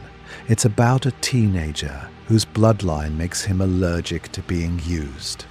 The only reason that allergy doesn't curdle into pure cynicism is love, Weasley warmth, hand-me-down jumpers, Ginny's blunt affection, Arthur's fascination with plugs. These are the anchors that keep the Slytherin inheritance from becoming a self-fulfilling prophecy of darkness. When every snake in Hogwarts will bow if he asks, it matters that he's been taught, since childhood, to pass the peas before taking his share. That upbringing reframes his relationship to power itself. He sees how easily his gifts could have gone Voldemort's way. Secrecy, domination, purity rhetoric backed by a basilisk. Instead, he treats power as a dangerous tool to be shared and constrained. He insists on Slytherin prefect councils, Muggle-born mentors in the dungeons, safeguards around the chamber's access. He builds in limits precisely because he knows no one else could stop him if he chose not to. And yet, this Harry isn't better than Canon Harry. He's different. The same soul, thrown against a different set of burdens and blessings, grows into a war leader who survives and then has to live with what he's remade. Which raises one final question. What happens when a boy raised in chaos and prophecy has to govern in peacetime? What this changes about Slytherin, house, history, and hope. Peacetime Harry, sitting behind a headmistress's desk or in a Wizengamot chair, faces a stranger question than any prophecy. What do you do with a house that was built for survival and then weaponized for supremacy? What if the boy who can command snakes is also the one who has to rewrite what that serpent means? To answer that, we have to go back to Salazar himself, not to excuse him, but to reframe him. In this timeline, Salazar isn't a mustache-twirling cartoon of bigotry. He's a paranoid genius who lived through goblin rebellions and plague, who saw children die because they weren't cautious enough. Self-preservation, ambition, cunning, these weren't vices to him. They were tools, morally neutral, the way a sharp blade is neutral. This isn't a story about sanitizing his prejudice, but about admitting that his core values, stripped of blood rhetoric, are the same instincts that keep people alive in a war. Then Voldemort arrives and proves exactly why Salazar was afraid. A gaunt descendant who takes that toolkit and twists every gear. Where Salazar prized subtlety, Voldemort prizes terror. Where Slytherin ambition meant outthinking your enemies, Voldemort's version means annihilating them. He turns Parseltongue into a brand, the chamber into a terrorist weapon, the house into a recruitment pool. This changes everything about how Wizarding Britain talks about snakes. Slytherin stops being a philosophy and becomes a warning label. But because this Harry is the true heir, the story bends. The basilisk bows to a boy who refuses to use it. The chamber becomes a sanctuary and then a war room instead of a massacre site. The same bloodline Voldemort claimed as proof of superiority is now standing on the front line. Weasley red jumper under Slytherin green robes, publicly leading the fight against him. Representation stops being abstract. Every terrified second year watching The Prophet sees a living counter-argument to essentialism. A dark house, a dark gift, used to protect. That ripples through Hogwarts culture in slow, stubborn ways.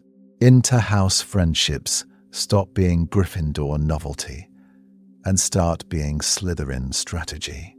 You get study groups where Ravenclaw research, Hufflepuff patience, Gryffindor recklessness, and Slytherin contingency planning sit around the same table in the library. You get students who ask the sorting hat for flexibility, who say, "I'm ambitious and brave, so put me where I'm needed." Slytherin ceases to be shorthand for villain and becomes a question instead. What will you do with the power you're so determined to get? By the end of the war, that question is institutional. Harry funds scholarships specifically for Muggle-born Slytherins. He insists that prefect pairs are cross-house. He has portraits of all 4 founders restored in the Great Hall. And he makes sure Salazar's is the one that has to listen when a Muggle-born healer in Slytherin green calmly explains modern blood politics. In this AU, Slytherin evolves into the house of ambitious protectors, students who want to change the world, but are taught relentlessly how not to lose their souls doing it. Which leaves one more challenge. How do you teach the next generation to hold that power without repeating the cycle? Why this AU matters: choice, inheritance, and who we become. You can feel the risk, can't you? Handing this much power, this much history, to a boy who still has homework and Quidditch practice. What if the next generation really can command basilisks and bloodlines and old magic that remembers? How do you stop that from curdling into destiny? This AU says, you don't. You teach them to argue with it. Harry's fight with his inheritance is exaggerated fantasy, but the shape of it is painfully familiar. Many of us are born into families with tempers that run in the blood, prejudices passed down at the dinner table, or expectations we never volunteered for. Others inherit cultures that carry trauma or last names that open doors and close others. This isn't a story about a boy and a snake. It's a story about what you do when the world tells you who you are before you've had a chance to decide. Canon already flirts with this question. Dumbledore insists that it is our choices that show what we truly are, far more than our abilities. But because this Harry is the literal heir of Slytherin, the tension becomes impossible to ignore. His Parseltongue isn't just a creepy party trick.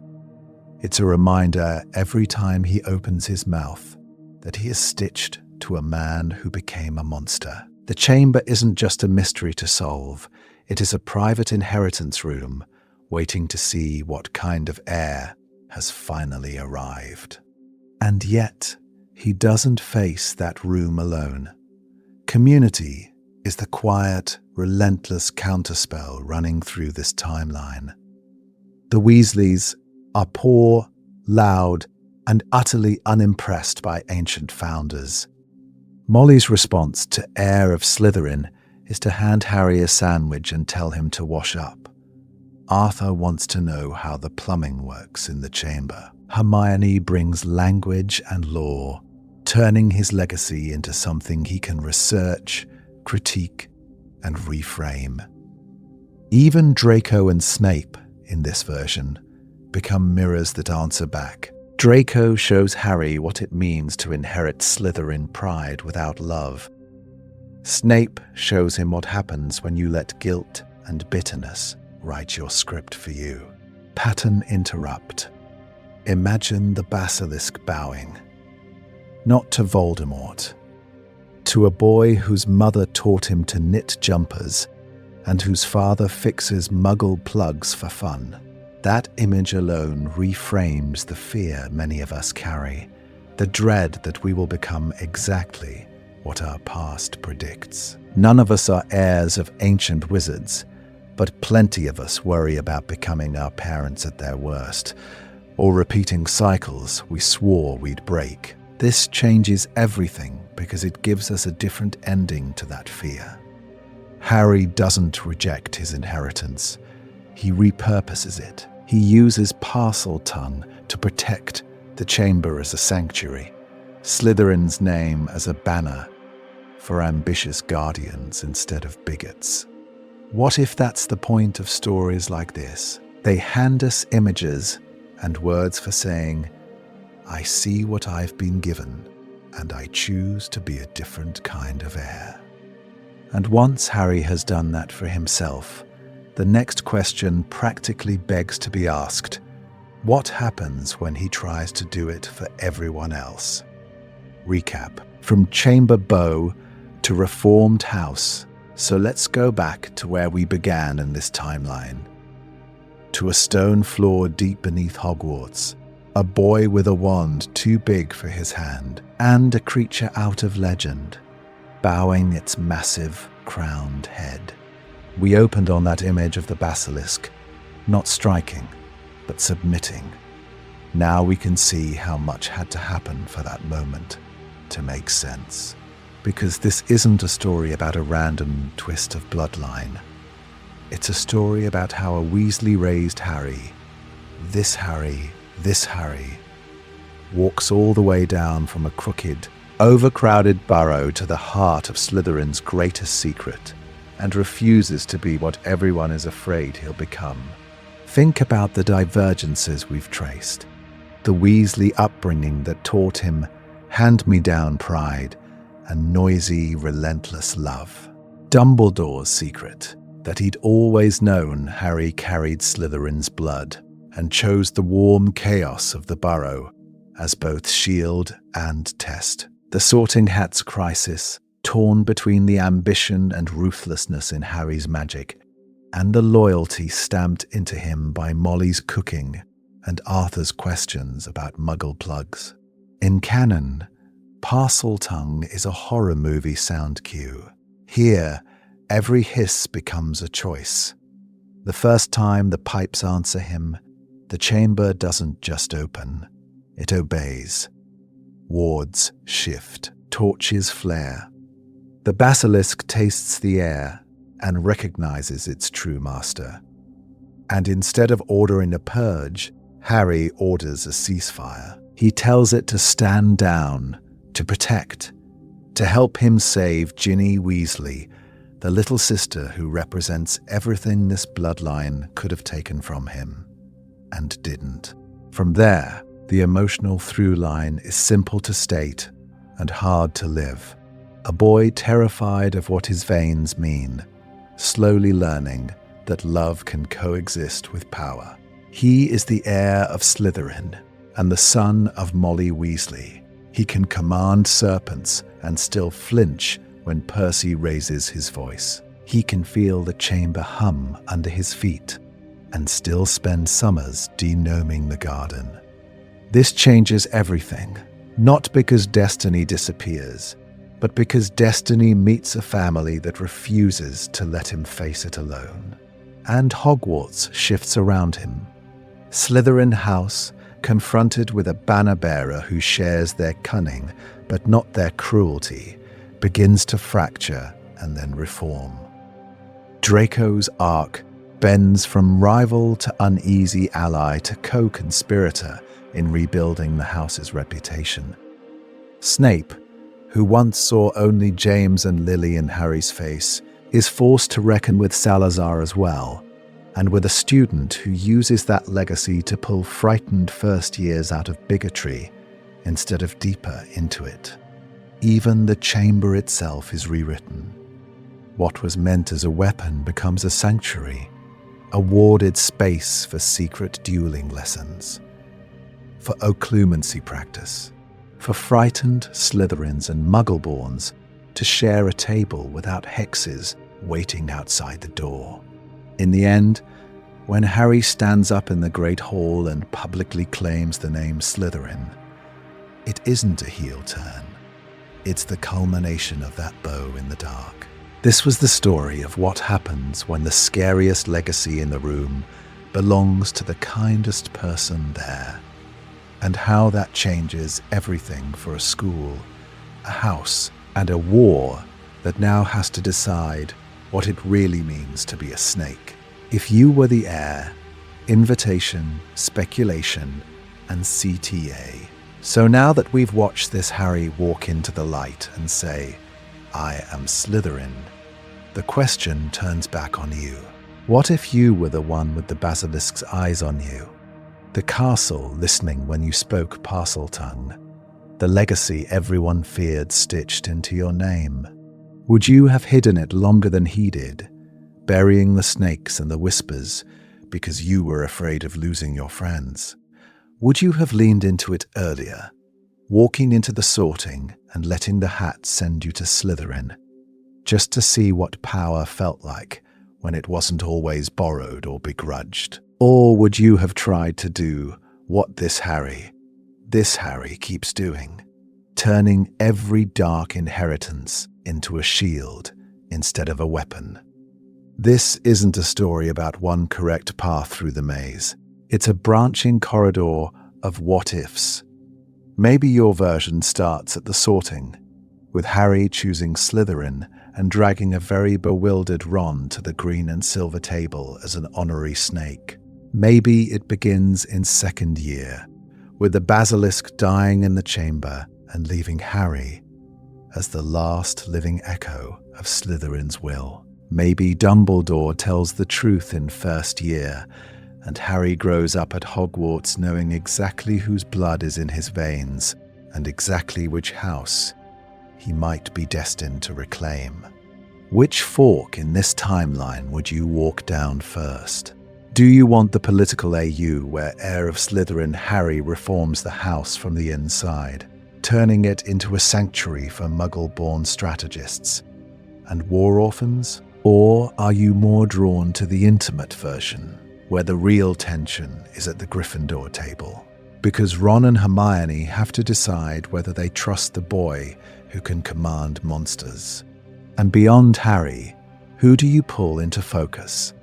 Tell us if you see Neville in Slytherin robes, learning that ambition can mean growing up brave enough to live, not just to die. Tell us if Pansy becomes a reformer, not a bully, because the heir she's been raised to fear is a boy who talks about family and mercy as much as power.